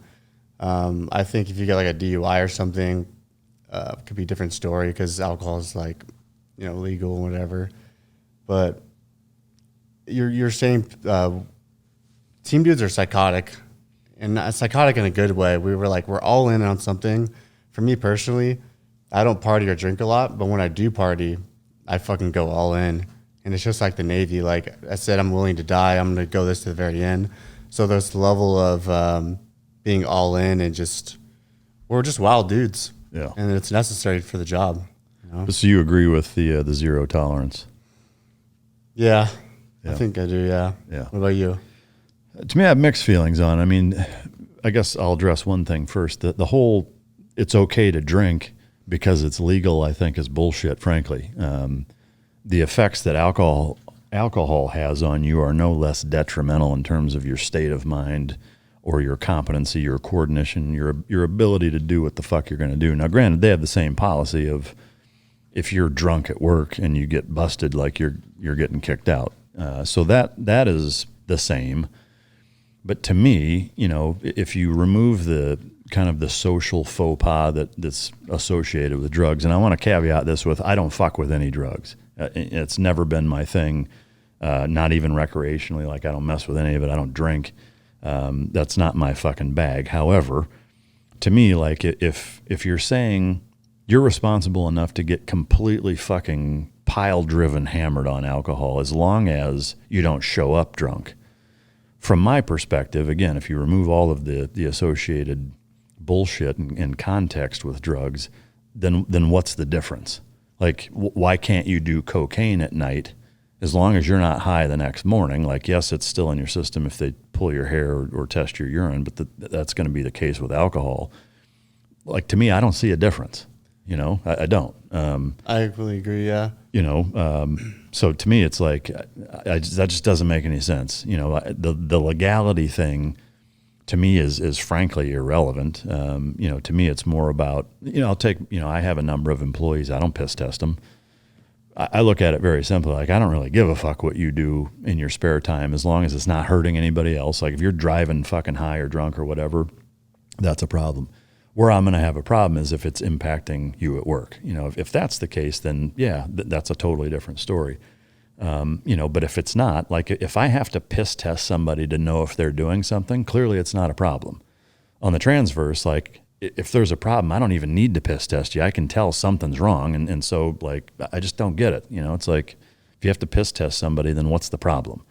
That's how I view it. But so I completely agree, but like, guys aren't like drinking while they're training. He was doing like coke at work. Yeah, I mean, that's for sure a problem. But the society is like, alcohol's legal. I think that's bullshit. Like, what I'm saying is he was doing stuff while he was working and training. Yeah, that's an issue. For sure it is. Yeah. I guess, you know, that's my misunderstanding. I thought it was a random drug test. Nobody had any idea, and he popped, and you're gone. To me, I think that kind of sucks. Not kind of sucks. It really sucks. Again, I never did any of that shit. I wouldn't do any of that shit. But if somebody wants to do that the same way somebody can, you know, have a glass or two of bourbon at night, like if somebody wants to do a fucking line at a party on a Saturday night, you know, who gives a shit? I don't. But anyway, I mean, that's tragic to hear that took place, and I'm sure had a negative impact. So I am curious. It sounds like you went through sniper school kind of right before the COVID shit happened, huh? Yeah, so it was, January, February, March. It was a March timeframe. We were on the last week of sniper school, and all the COVID shit was happening. So they were like, let's hurry up and finish, graduate you guys, and then sent home. So finished sniper school, got back, and then everything shut down after that. I mean, from what I've heard, you're the first guest I've had that was like deep in it operationally during the COVID era. It sounds like that was a total fucking shit show militarily. Like, what was the deal with that? Can you talk about the ramifications and the protocols that you guys had to deal with? Because I think it would surprise people to know that our nation's special operations forces had done with them what was done with them during the COVID shutdown stuff. There's a load of fucking shit, man. When everything shut down and they had the BLM riots, I lived in Balboa Park, and we had a rooftop. We were doing kickboxing stuff with my roommates, a bunch of team guys on the roof training, and then look over our roof, and on the street there's a bunch of BLM people fucking just walking, marching, rioting, or whatever. And then everything shut down. I was still training jiu-jitsu. Our gym was closed. We were just backdooring it, training. Yeah, and then just to see the policy change. For example, our one of our main dudes in my platoon asked to go to a different state to see his kids, and our chief was like, "Yeah, go ahead, no problem." So he flew there, he drove there, and we weren't allowed to go on planes because COVID or whatever. And he just flew back. He's like, "Oh, I'm gonna just fly back." And then our chief's like, "How did it go?" And he's like, "Oh, it was good. I just flew back." And he's like, "You flew on an airplane during COVID?" And he took it straight to the fucking head shed, and the dude almost got fucking his bird pulled for that. I'm like, You're talking about COVID, some bullshit, and about dude flying on a plane, and you just ratted him out. That's fucked. How fucked up is that? And who was he? The chief? Our OIC said that. Yeah. And he was a fantastic dude. I just talked to him the other day, and I'm like, bro, I'm here with you. Like, how fucking stupid is that? It's fucking gay. So, I mean, who was the guy that narked him out? I won't say his name, but I mean, what role leadership wise? he was our OIC in platoon. So you don't have a problem with him, or you do? I didn't like him at all. Yeah. I guess I'm confused. The guy that flew was who? He was our point man. Okay. Yeah, our other guy. And the guy that narked him out was your platoon's OIC. Yeah. And you don't like the OIC, or you do? No, I didn't like him. Yeah. And you didn't talk to him. You talked to the point man. Yeah. Okay. Was he an academy guy? Yeah, and I was very clear about it. I didn't like him. So I'm a 2 platooner at this time. I'm very abrupt and forward. I'm like, I don't give a fuck if you're an OIC or my chief. Like, yeah, I respect you, but like, if I have a problem with you, then like, let's go to the fucking fight it out. Yeah. You know, it's like, that's how I roll. So I was distant with him, and I was like, you just fucking ratted a really good dude out for no fucking reason. It's not like you fucking murdered someone on the street. Yeah. You know. So I don't know, man. The culture and standard of the SEAL team seems to have changed quite a bit in the last 10 or 15 years from my perspective. But all right, so during this shutdown, you guys aren't doing training, or are you? So we shut down for a few months, then we started working up again in like July. So March, April, May, June. July we started doing ULT again. So that 3-4 month period, you guys weren't doing anything? No, there was 2 months where we didn't show up to the team at all. So I was just doing jiu-jitsu and the fuck? fighting, yeah. Dude, how is that even possible? Our nation's fucking special operators are not training because of COVID? Yeah, it was a load of shit, man. And I mean, was buds going on still? Yeah, there was only a few weeks lapse of buds time, but they were still doing it. It was fucking gay because they had like instructors wearing masks and the students weren't, and I'm like, you guys are fucking retarded, man. Like, look at the government, how corrupt it is, and you guys are worried about a fucking disease that's a bunch of load of shit. Like, man. But after that few month break, it started getting a little more normalized until the vaccination shit started coming. Yeah. Did you get vaccinated? No comment? No, I'll comment because fuck them. Yeah. I was on deployment in Yemen, just to forward track. And basically they were saying the whole military, get vaccinated or you're going to get kicked out. And we're on deployment. And they're like, get vaccinated or get sent home. And I was like, I'm not getting vaccinated. Fuck you guys. I'm like, cool. I'm like, give me a fucking plane then. Because I'm like, I stand up for what I believe in. And I ended up getting, let's say this because I don't rather do it out. I ended up getting a COVID shot. That wasn't a COVID shot? Yeah, exactly. Yeah. So I got it on paper. Yeah, the old pencil whip. Yeah. If you were to guess, what percentage of active duty spec ops guys had that happen, do you think? Said that they got it, but really didn't?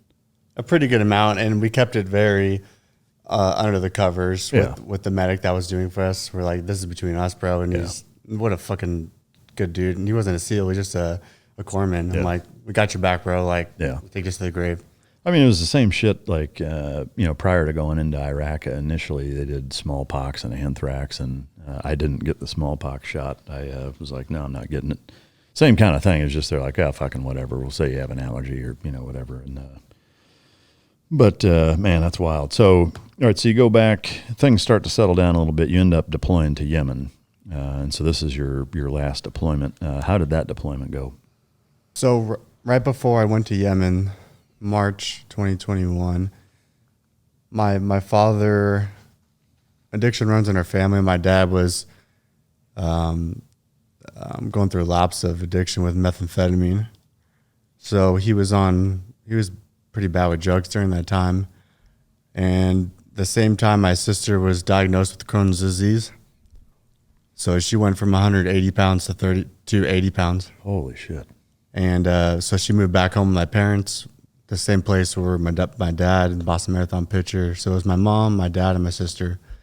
And I had a family talk with them. I was like, Dad, if I have to come back and save you from this, then I'm going to resign you from my whole entire life because I'm leaving.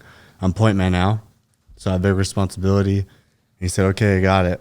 So we went to Yemen in March 2021. Yeah. So before we get into Yemen, I'd like to take a little dive into your dad's addiction. Was that something that growing up that you ever saw or knew about? Did it happen when you were a kid? So he's not, I wouldn't say he's a drug addict. What happens is he'll have lapses of sobriety, like years, like 3-4 years of sobriety. And then he'll find that drug niche and he'll go on benders. So in high school, he raised me to be a baseball player. He's my coach. I quit baseball when I was 14 and it like fucking shattered his heart. And he started abusing Xanax and was fucking looped out of his mind, was showing up to my baseball games. Cops were called. My parents got in a fight. He moved out to a sober living place for a few months. And then after that, he was sober until I left for the military. And then about 2020, 2021, he started using again. And this was meth at that point, or? Yeah, he was using a lot, methamphetamine, Xanax, weed, all combined together. Was the meth, was it like street meth or was it like Vyvanse, Adderall kind of prescription stuff? It was the good old street ice. Oh, shit. Yeah.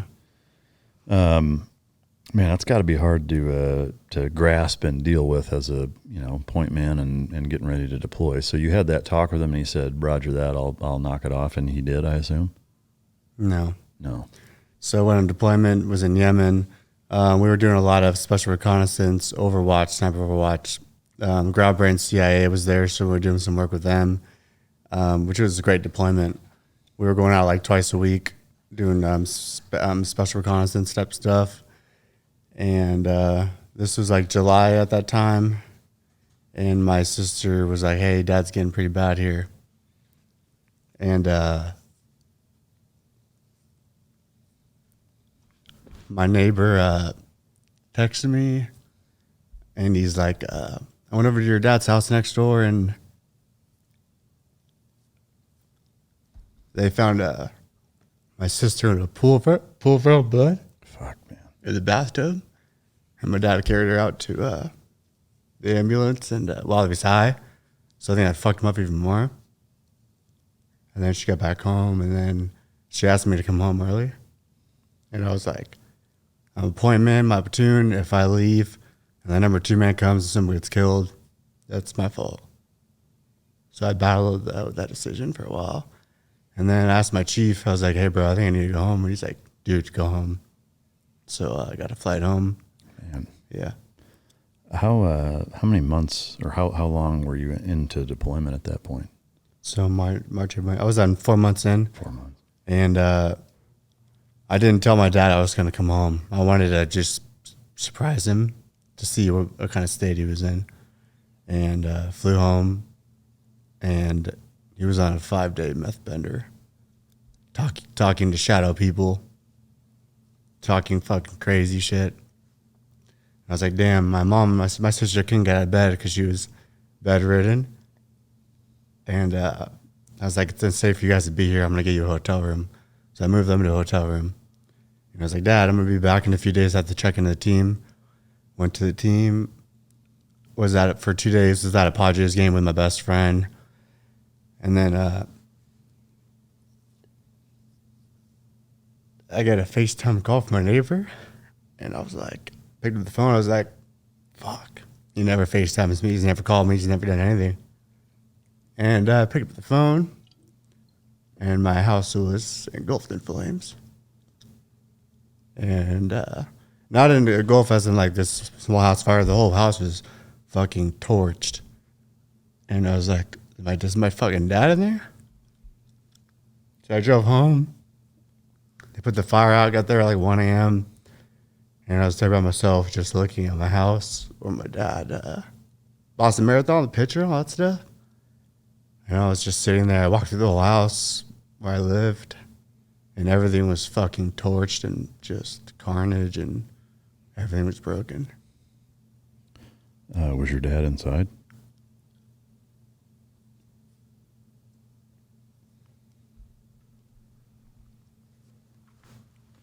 We can take a minute. I mean, you have to. I'm good. You could send it. I don't want you guys to cut any of this. Just leave it raw. Yeah, he was inside in the smoke, and my neighbor across the street was like, "Bill, get out of the house." And he's like, "No, there's people in here. I need to save them." There was no one inside. He was talking to fake people. And you got smoke inhalation. And then eventually he walked out, and he was like shirtless. They found paraphernalia on him. The cops came, and he got arrested for felony arson. So he went to jail for a while. And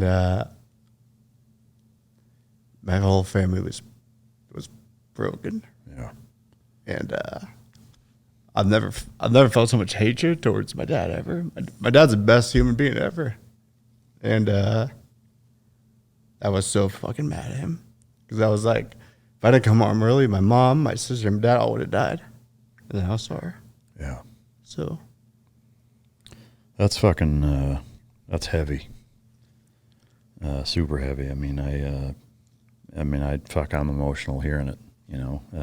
I can't even imagine.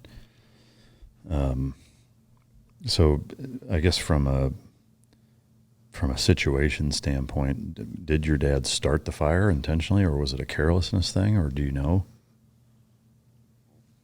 Well, now that the charges are done with,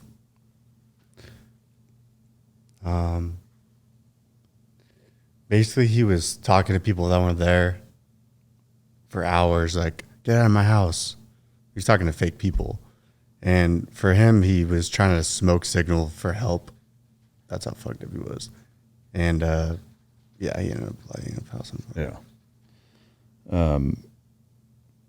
Did your mom and your sister, well, I guess taking one step back, the incident where your sister was in a pool of her own blood, she survived. What was the blood? Was it an intentional suicide attempt, or was there a medical issue? So she had Crohn's disease, and you start bleeding uncontrollably. Oh, okay. So her blood count was super low, and she was just laying in the bathtub. She basically had no pulse, and she was dead. Yeah. Wow. And then she ended up surviving, and then went back to the house. Yeah. So not long before that, you had put your mom and sister in a hotel. Did you contact them to tell them what had happened, or did they already know, or what? How did that go? I think I was the first one to tell them after my neighbor FaceTimed me. And yeah, she was just heartbroken. During the, I guess we'll call them relapses that your father has experienced, how have you talked, or had you talked to your mom about her role, position, tolerance? I mean, I hate to even say tolerance because I know it's oversimplified by saying that, but that's kind of the reality, is that, you know, you either allow something to happen or you don't. You know, I mean, it really kind of is that black and white. And did you guys have any in-depth conversations about that and what her take on it was, and what she should do or not do, or any of that? My mom's so loving and loyal. She's like the sweetest soul ever. She basically was ignoring the situation. When she was seeing the drug abuse stuff, she would just turn the blind eye. Oh, if I look over here, then it's not happening. So she was ignoring what's happening. And I was gone on deployments. I was in the SEAL teams. So I wasn't there to be like, "Mom, you need to get out of this relationship." Yeah. So she was ignoring the problem. That was actually your advice to her, though? Was you should leave your dad? Not until after. I was telling her, like, "Hey, Mom, open your eyes. And you can't shy away from the problems. You can't look away. The problem's still there. You have to face them head on. Get into those uncomfortable talks and situations in order to grow and to get out of the bad stuff." Yeah. You have an older brother too, right? Any conversations with him, or what? Did he play any role in intervention or anything like that? In 2019, during Thanksgiving, so years prior, him and my dad got in a fight. My brother's like the nicest guy ever. So for him to get mad, Like a fist fight? yeah, they got in a fist fight, and my brother was choking him, and my mom was watching, and he thought he was gonna fucking kill her. My brother's a big, strong dude, and he basically was so mad at my dad that he moved states. He moved to Utah because of how mad he was. Yeah. You weren't there? No, I was on deployment, or I was during ULT, but I wasn't there at the time. Man. All right. So you walk through the house.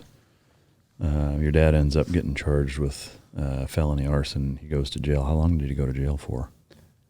He was in jail for a couple months, and then I didn't have contact with him. I didn't want to talk to him. I fucking hated him. I was just focused on being there for my sister and my mom.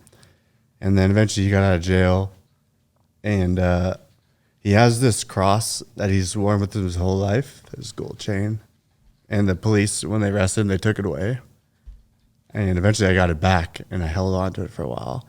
So he got out of jail. I was just doing jiu-jitsu. I signed up for 10th Planet Orange, and I was doing just jiu-jitsu twice a day, lifting. That's all I was doing, just to ground myself.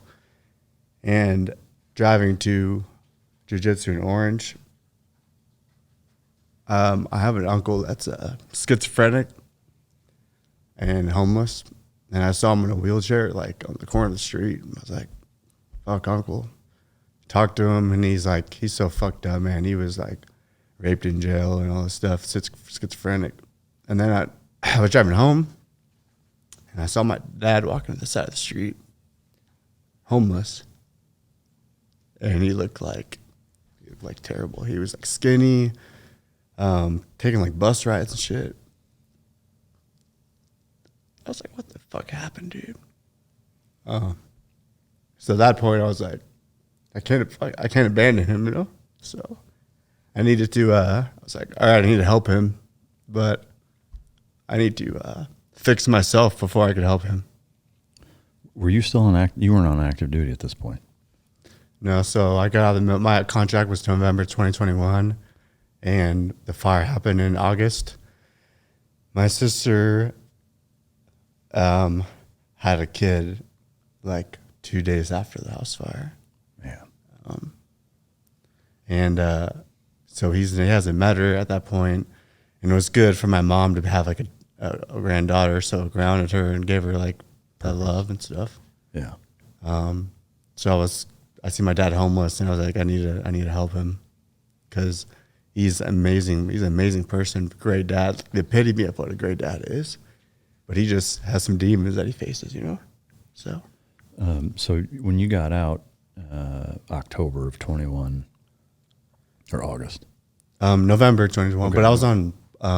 I had some leave, so I was technically out in October. Yeah. Okay, and then October is when the fire happened. August. Okay. August. Yep. All right. So once you were actually officially out, you moved back up to Orange. Yeah. Where were you living at the time? Where were you guys all living? Me, my sister, my mom, we were living in a hotel. Okay. And then eventually got my mom an apartment, and my dad was homeless. Were you working any jobs at the time? I was just doing 2-day jiu-jitsu. Yeah. I had a little disability money, and then just doing 2-day jiu-jitsu. So that basically you were putting your mom and sister up in an apartment. Were you staying there too? Yeah, I was staying there. So you're doing 2-a-day jiu-jitsu, and what period of time from when the house fire, the 2-day jiu-jitsu, you see your dad and decide, fuck, I gotta help him out. I gotta get him out of this rut. Was that like a 6-month period? So just to backtrack, August, I got back from deployment. That house fire happened. I got out in October. So there's 2-month period where I was living in my truck at the team, because I didn't have a house. So I was living in my truck doing 2-day jiu-jitsu. And then I'd come home on the weekends and take care of my sister and mom. And then I saw my dad homeless in October, November. And then I was doing jiu-jitsu at an open mat in January. And this coach, not my coach in my gym, a different coach, he was just sitting next to me. And he just looked at me and he's like, "You all right?" I was like, not really, dude. And I had done like psilocybin stuff before that helped me. And he was like, "Have you ever heard of ayahuasca medicine?" And I was like, I've heard of it. And he's like, I think it would help you. And I didn't even know what the problem was. I said, yes, I'm in. So that's how I got introduced to psychedelic therapy. And did you, from then until you actually did it, was that a short turnaround? Yeah, so January, I got introduced, and then I started researching it, and then I did it in June. So about 6 months later, I did it. And during that 6-month period, are you still just continuing to train and not from a job standpoint, not employed anywhere else? Yeah, I wasn't employed. I was living off disability and doing 2 days, and I was competing like twice a month. Wow. Jiu-jitsu, yeah. So I got really nasty at jiu-jitsu just from training so much. Yeah. I know one of the things that when we first kind of met and we're talking about bringing you on, you had mentioned how big of a role jiu-jitsu had played. I mean, you said it saved your life. And that's a fairly common thing. I wouldn't say that it saved my life. It absolutely fucking changed it in so many ways. It's hard to grasp. And I know people probably get tired of hearing me talk about it and other people talking about it. But it's true. It's unlike anything else I've ever done. It's such an incredible activity. It's hard to even describe it. But the disability was enough for you, your mom, and your sister all to live off of in an apartment. I mean, that to me, just as a business guy and logistically pragmatic, et cetera, that seems tough to pull off. Like, I mean, you guys eating ramen and hot dogs, and is it kind of a shithole apartment? It was okay. My sister does well in her business. I had disability. My mom was still working, so we were able to have a roof over our head. I wasn't going out or spending money. I was basically gym membership, and then whatever my mom needed, I would help her with. Yeah. All right, so the 6 month, you're doing 2-a-days jiu-jitsu, you're researching. So this is 22? Yep, 22. In June, you go and you do ayahuasca and ibogaine, the whole thing. Did you go down to Mexico to do it? It was actually in Los Angeles. Oh, really? It was just ayahuasca 2 days. Oh, okay. It was at this beautiful house that they hosted at, overlooking the city with palm trees, a garden.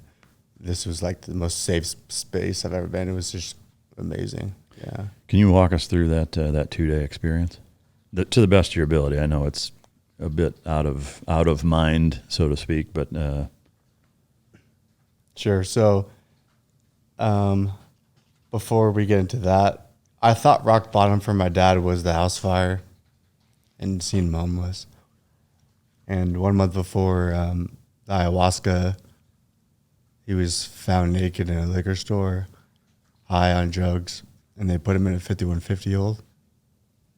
And I brought up ayahuasca. I was like, Dad, here's some medicine I think would help you. And he was like, no. And I was like, well, I can't tell someone or ask someone to do something that I haven't done. So I did it in June. It's on Friday. I get there. We do a prayer ceremony. It's 20 people in a circle with the shaman on the left playing music. There's 10 women on one side, 10 men on the other side, all having a psychedelic experience. So just one quick snippet was, I had so much hatred towards my dad. I thought I was having a stroke. That's how high my blood pressure was. I was like, I think I'm gonna fucking die right now.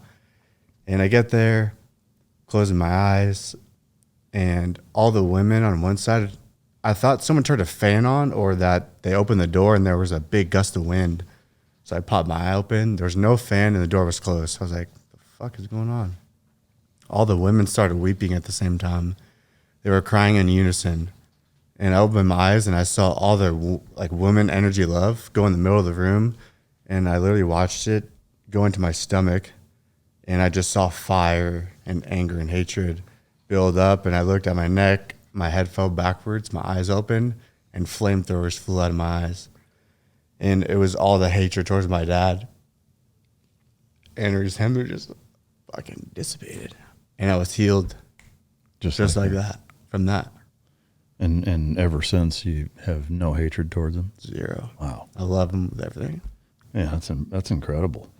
In that 6 month period from when you first saw him homeless until you did the naked liquor store thing and the actual treatment, what were you trying to do with him? How much interaction did you have with him, and what were you trying to help him with, and how? I didn't talk to him much. I fucking hated him. He wasn't taking any ownership of what he did. He was like, it wasn't me, it was someone else. Everyone, seeing my mom cry when I was visiting the house, I was like, how does she deserve this? Yeah. And my brother ran away from him. Everyone hated him. I was like, my dad's such a good person. And I was like, he doesn't deserve for his family to hate him. And he needs someone. Because he's, and he was talking about suicide on the phone with me. And like how he's going to kill himself. And then I was like, I'm here for you. I went to get lunch. And I was like, okay, I'm going to help you out. So I did the ayahuasca medicine, but there was a lapse from like November to March or so where I hated him, and then he talked about suicide. This was after the treatment? Right before. Okay. Yeah. So now coming back current to having the treatment, you dissipate all the hate and anger, discontent that you have towards him. What happened after the treatment and your interactions with him? So another quick snippet about the ayahuasca. I've always been a believer in God. I pray every morning and night, like I said in the Bible app. And basically, I went to heaven. I was flying through a cosmic space, and there was no words being spoken. There was no people. It was just energy and love. And he just took me to this place, and I saw a figure. It was like a side profile of somebody, and I was like, where am I right now in my head? And then he started laughing at me, and I was like, what's so funny? And I was like, what place am I in? And he's like, this is where you're from, and this is where you're going to come to when you die. And I was like, and it felt like God. And he's like, I got you. Like, you don't need to worry about it anymore. This is during the treatment? Yes. And during that same time, I prayed for my dad because he was so against healing and ayahuasca. I was like, I don't want to push it on him because I don't want to force people to do something. I was like, I pray that he's open to getting treatment. So this was Saturday, the second night of ayahuasca. Monday, and I hadn't talked to him for a couple months. I was out of jiu-jitsu, and my coach looked at me and he said, did you get eye contacts? And I was like, what do you mean? He's like, your eyes are a different color. Because before I had a veil of like, I was fucking dead. And he's like, dude, your eyes are glowing. I finished jiu-jitsu. My dad calls me out of the blue and he said, I'm ready to get help. So, man, that's powerful, bro. So what did you take him to go do it? Yeah, so I gave him information. I connected him with the shaman and took him to lunch. We did monthly meetings with him. And then October, so not long, June, July, like 4 months later, he did in October 2022. Yeah. And how were you? I mean, I'm assuming you weren't present for it, right? But you knew he was going through it, and did you take him there and help get him set up, or what? I trusted my shaman and my coaches so much, and I was like, Dad, if I'm there with you, it's not going to be the same experience because you're there to heal yourself. And the shaman was like, yeah, I agree. So my dad went there, and I went to lunch with him the next day, and he looked at me in my eyes, and it was like my old dad was. Yeah. My old dad was back, and he said something to me I'll never forget. He's like, I'm 70 years old. He said, besides the birth of my children, this is the best thing you've ever done for me. Wow. How were you feeling hearing that? Just like this. Yeah. Yeah. Happy. Huge, yeah. Huge weight off your shoulders. Yeah. Man, it's what a story. And he's been sober since. Wow. No shit. And smooth sailing, everything's been great. Not so much. So he was healed. So this is 2022. So it's been a year and a half since he hasn't even met my niece yet, his granddaughter, because everyone hates him still. So October 22, he did the medicine. November, December, I'm working with connecting my family together. And my sister I said, "Are you willing to go to lunch with my dad and have him meet his granddaughter?" And she said, "Only if you're there to like mediate it." So I went there and we walked around the park in Long Beach, and it was amazing. Like, the glow in his face, like meteor. Yeah. And now they're talking again. Yeah, it's incredible. How about your mom and your dad? I thought I was angry, and she's married him for 40 years, so I can only imagine how she feels. So she hates him. There's this therapist that works with team guys that Mike O'Dowd connected me with. Absolute angel of a woman. And I brought up MDMA therapy to my mom, and she said, "Absolutely not. I don't like drugs." So I just kept slowly reaching out to her, sending her information about combat veterans and how it's helping them. And so June 2023, she said no for months and months. I'm working for 2 years trying to help heal my mom. And eventually she said, "Yes, I'm willing to." And so I connected her with the therapist. And this was December 2023, so not long ago, 6 months ago. She ended up backing out. And on my birthday, January 11th, 2024, the night where those Chris Chambers and Ingram were killed in the Yemen shipboarding, it was bizarre. Kristen and my mom called me at the same time, and my mom was like, "I think I'm ready to get help." The same day those dudes died. Wow. Has she followed through with it? Yeah. How did that go? So I made sure to keep connecting with her because I didn't want her back out. And the week of, I sensed her being scared and not wanting to do it. I stayed up for 3 days, making sure I was always by my phone and that she would go. And then the therapist asked me to acquire letters, handwritten letters from everyone in my family talking about my mom. So I got some from my uncle. So in Boston, my uncles were doing armed robberies in Charlestown, Mass. And my uncle did 35 years in prison. And he just got out and reached me out of the blue. And I said, "Can you write a letter for my mom?" "Sure." Everyone in my family wrote a letter for my mom except for my brother.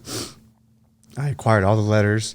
She came to my house. I gave it to her in an envelope. Said, "This is for Kristen. Make sure it's a gift for her." She didn't know about the letters, my mom. Went to San Diego with Kristen. And I was still up for 3 days. And Kristen was like, "Stay by your phone because I want to update you during the ceremony." And I just started melting away on the feedback I was getting.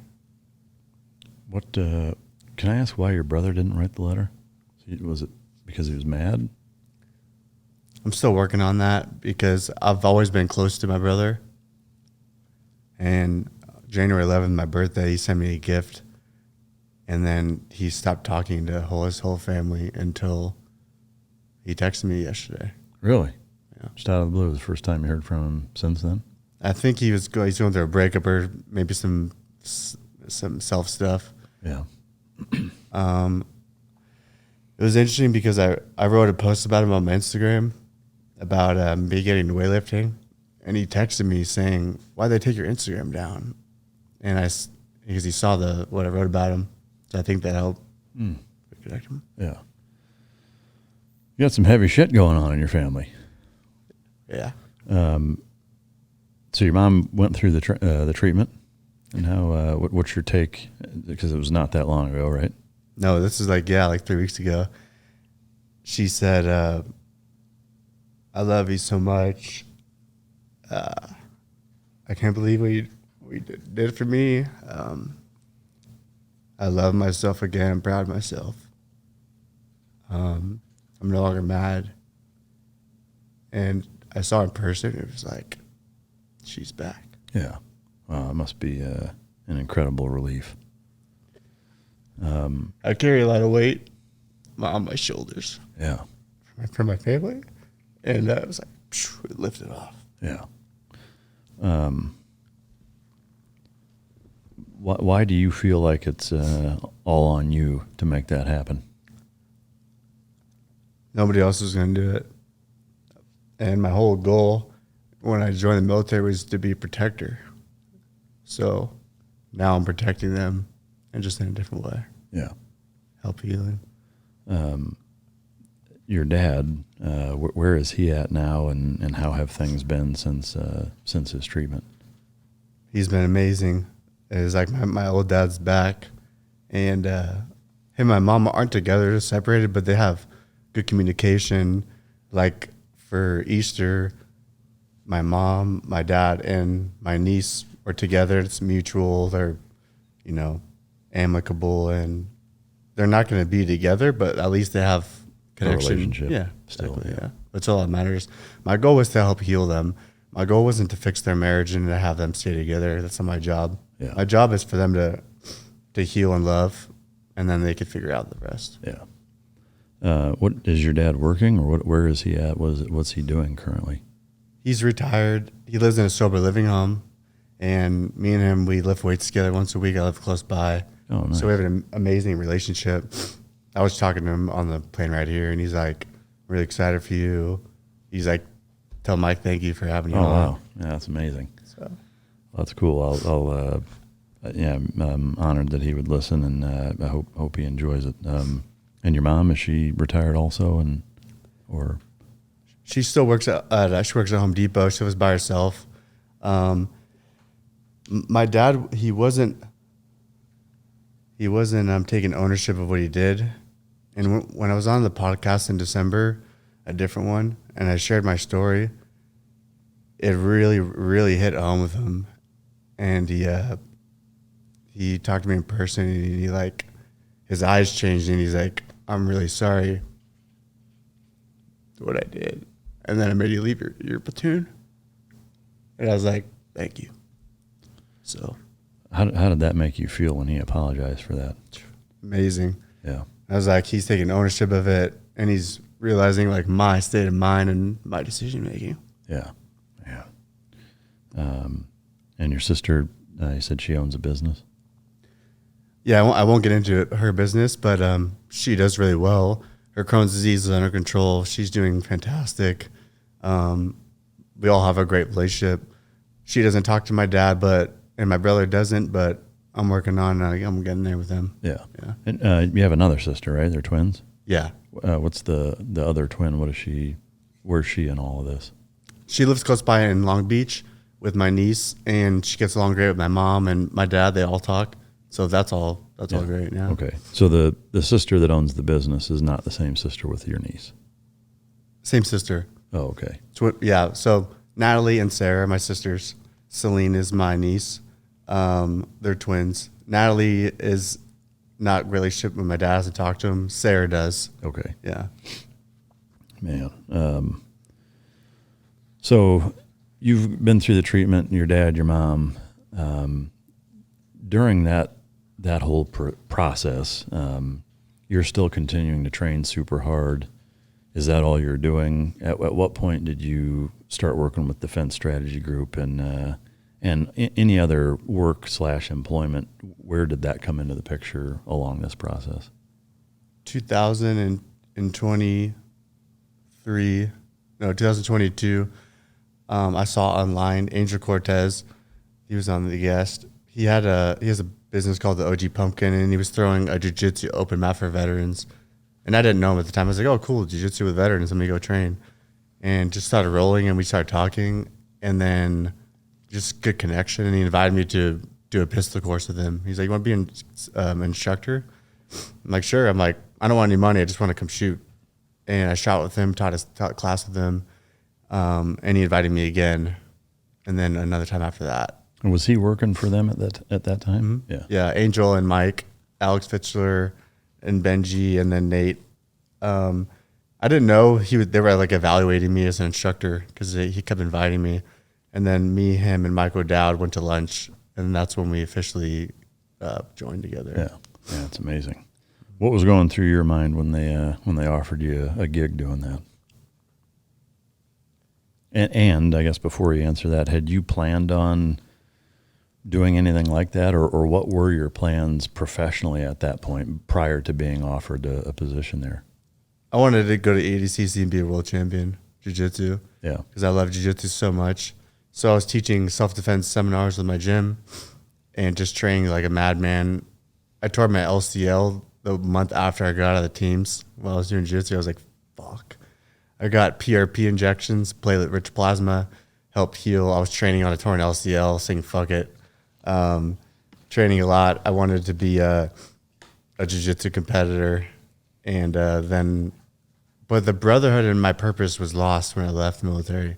I didn't have guys that were willing to die for me or willing me to die for them. So I was a missing purpose and brotherhood. And then he invited me, and I was like, you guys saved my life. Yeah. Do you think you were headed on a destructive path without that? Without jiu-jitsu, I don't know, I'd be alive. Yeah. But as far as the defense strategy guys, similarly, or is that who you're saying also saved your life, or the jiu-jitsu crew did? Jiu-jitsu did. If I didn't have jiu-jitsu, I don't know where I'd be. Yeah. But defense strategy, they saved my life, Mike and Angel. Yeah.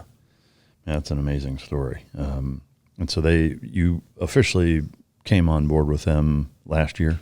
Yep, April 2023. Okay. And do you primarily do shooting courses, or are there other components to it? Yeah, we teach public courses, self-defense shooting, basically home defense. And then Mike has the company, personal security executive protection. I don't do that stuff. I do public courses and private training. Yeah. And so, like, what's a typical work week look like for you? A lot of editing content, promoting the company and brand, working on creating public schedules, creating course curriculum. We teach mostly on the weekends, the public courses, and then during the weekdays we do private lessons. Oh, okay. Yeah. Jiu-jitsu competition-wise, where are you at?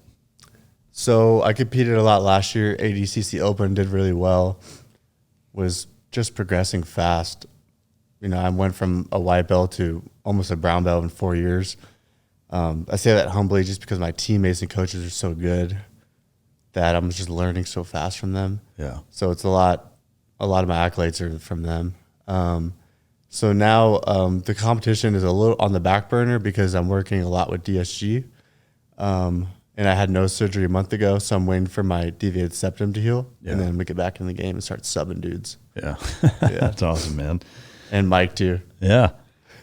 And this Mike too, probably here in a few minutes. The ADCC trials, man, I know there's some going on right now. Are you going to be able to get in the window for this year, or you'll have to wait till next? I'll have to wait till next year, but there's a lot of jiu-jitsu is growing at a fast pace. They're starting to get money involved, so people could do it for a living if they monetize and promote themselves correctly. Yeah. But there's some bigger shows that I have coming up. Yeah. That's gonna put me on I'm already on the radar, but like I did Eddie Bravo's Blue Belt Quintet, and then I'm gonna do some more of that stuff too. Yeah. Is ADCC for you the pinnacle competition that you want to succeed at? Yep. Yeah. Specifically ADCC trials. Yeah. That happened last weekend. If you win that, then you get invited to ADCC in Vegas in October, November, where Gordon Ryan and all them compete. Big platform. Yeah. The deviated septum thing, I have one also. I've never had surgery for it. Pretty life-changing for you? Yeah. Yes. Because I've had that broken nose since I was 16. I didn't know what it was like to breathe. My sleeping was so fucked up. I got an Oura ring to help track my sleep because I wasn't sleeping at night. I was snoring, and I didn't realize how much of a game changer it would be. Yeah. In terms of the actual procedure itself, was it hard on you, or is it a big deal? Is it not a big deal? They have one surgery where they just shave the side that's closed off, but he's like, yours is so bad that they actually cut the bottom of my nose and opened it up. Wow. And they put a fake cartilage here, so I actually have a hard beak. Really? Yeah, it's like really rough here. So yeah. If you got like hit hard in the nose, like would it fuck you up extra bad because of that, or would you actually have bionic protection having fake cartilage in there? I think it'd be bionic, but also I'm giving myself amicable time to let it heal fully because it's still pretty sore. It's like my eyes are swollen and all this is still swollen. Yeah. It's only been a month though, so. Oh, okay. So a month later, it's still, you can't roll full speed and all that? Yeah, so I'm flow rolling and just doing technique and teaching privates and stuff. Yeah. I mean, did they say it'll be this long before you can go full bore again? Did they give you a time frame? He would say like 3 months, let it go before you get cross face and stuff like that. Oh, man. Yeah. Shit, that's a long time. But obviously worth it in the long run, right? Absolutely. I mean, you're only 30. Wow. So where from here? So the company's growing at a fast rate. It's so rewarding to be with the brotherhood, Mike and Angel, Alex and Nate, just to be around the boys again and teaching something that I'm passionate about. Like we're teaching women specifically are so scared about firearms. They see that's so scary. People do mass murders of them. I'm like, firearm is just a tool to defend yourself. So we're teaching them how to be comfortable with firearms and be able to defend themselves. So that's super rewarding to teach people what I've learned to be better capable. Yeah. Do you have in 5 years, I want to be here, in 10 years, I want to be here? Do you have life goals that mapped out, or are you more day at a time, fly by the seat of your pants? I would say 5 years max. I don't think too far in the future. We're opening a facility in Beverly Hills soon. So we're going to teach combatives and all this stuff. My goal is to keep sharing everything, so I'm part owner now with DSG and Angel and Mike. So which is really awesome. I'm humbled and grateful to be with them. I would say the goals are to keep competing in jiu-jitsu. We're going to do nonprofit seminars to raise money for like the homeless and help people get off the streets that are addicted to drugs and try to get them in jiu-jitsu. Because I know how much, like me and yourself, it's helped, and a lot of veterans help ground them. So basically just give everything I have, like podcasts, like sharing my story. I didn't realize I wasn't vulnerable, and I told the story to someone in person, and they were like, what the fuck? Like, you saved my life. I was suicidal before this, and now I'm good. I'm like, I'd be doing a disservice if I didn't share my story, because it helps a lot of people. Yeah. It takes a lot out of me, but I'm happy to do it. Yeah, man. I mean, it's a heavy story. Like I said, I've been doing this show for 6 years, and it's not often that when I hear people tell stories, even if they're emotional, that I get emotional. And I found myself having that happen more than once, hearing you tell a story, my family is super important. And kind of similarly, my parents were just always amazing parents, and I never had anything bad happen as far as they're concerned. And to think of what you went through with how you grew up, trying to put myself in that same position, that's hard to hear, but important to hear it. So, man, I really appreciate you going out there and on a limb that way and sharing that story, because that's heavy stuff, man. Thank you. And it's I don't like when people filter out like, yeah, I'm a SEAL too, like big bad tough guy, but I'm crying. I'm like, I don't want this to be cut out. I want people to see my emotions, because it's gonna resonate with them, and I want it to be my authentic self. Yeah. And just I don't give a fuck how I'm perceived. Yeah. I know it helps people. So yeah. I appreciate it very much. Anything that I haven't asked that I should have, or that you want to share that you haven't yet? I would like to just shine light on, like Mike O'Dowd started Defense Strategies Group, and I asked him why, and he said because he dealt with the same thing. He lost his purpose in brotherhood, so he created DSG to build meaningful jobs and purpose for veterans. And I'm like, how fucking selfless do you have to be to do that? Like, that's fucking amazing. Yeah. So I owe my life to Mike and Angel for accepting me and allowing me in. Yeah. What's cool is I've had now all three of you on the show, so that's pretty awesome. Yeah. I need to get Benji on here at some point. And Nate is the other guy? Nate Mendez, yeah. Alex Fitzler, too. That'd be awesome. Maybe bring all three of them on and have a fucking couch orgy for DSG.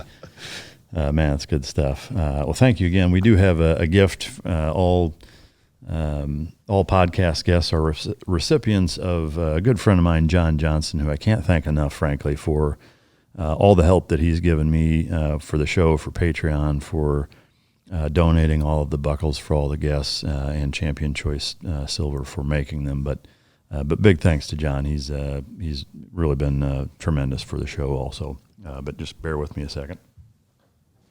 Could I add one thing too before you're done? Yeah, you can share it now if you want. Okay. So in jiu-jitsu, my friend Ian Funk, you probably seen in my story, he's the one who holds up those cardboard signs. Oh yeah, grappler with a sign. Grappler with a sign. He's an amazing person, and he worked with dogs when he was in Afghanistan Marines. Oh no shit. So he wanted me to tell you he really appreciates you and what you've done, and awesome. I want to thank you because I know how much dogs help veterans. I know Mike has Stella, and it's helped him so much. So we appreciate you with all the foundations and everything you've done. Man, it's I appreciate the appreciation, and it's it's something that is obviously very close to my heart, and I'm happy to do it. I mean, I'm humbled to do it, honestly. But thank you guys. I'm going to do something a little different. We got a new batch of buckles, so I'm going to let you pick. Actually, instead of assigning you one, you can come pick. You get the coin too, which is going to seem like cannon fodder by comparison, but. These are shit kickers. Do require that we get a picture of you wearing it at least once that we can post, but you get to pick. Absolutely. Damn, these are bitching. The one that sticks out the most is this guy. Yeah. So this is yours then, if you can hold it up. This is the one he picked for the camera.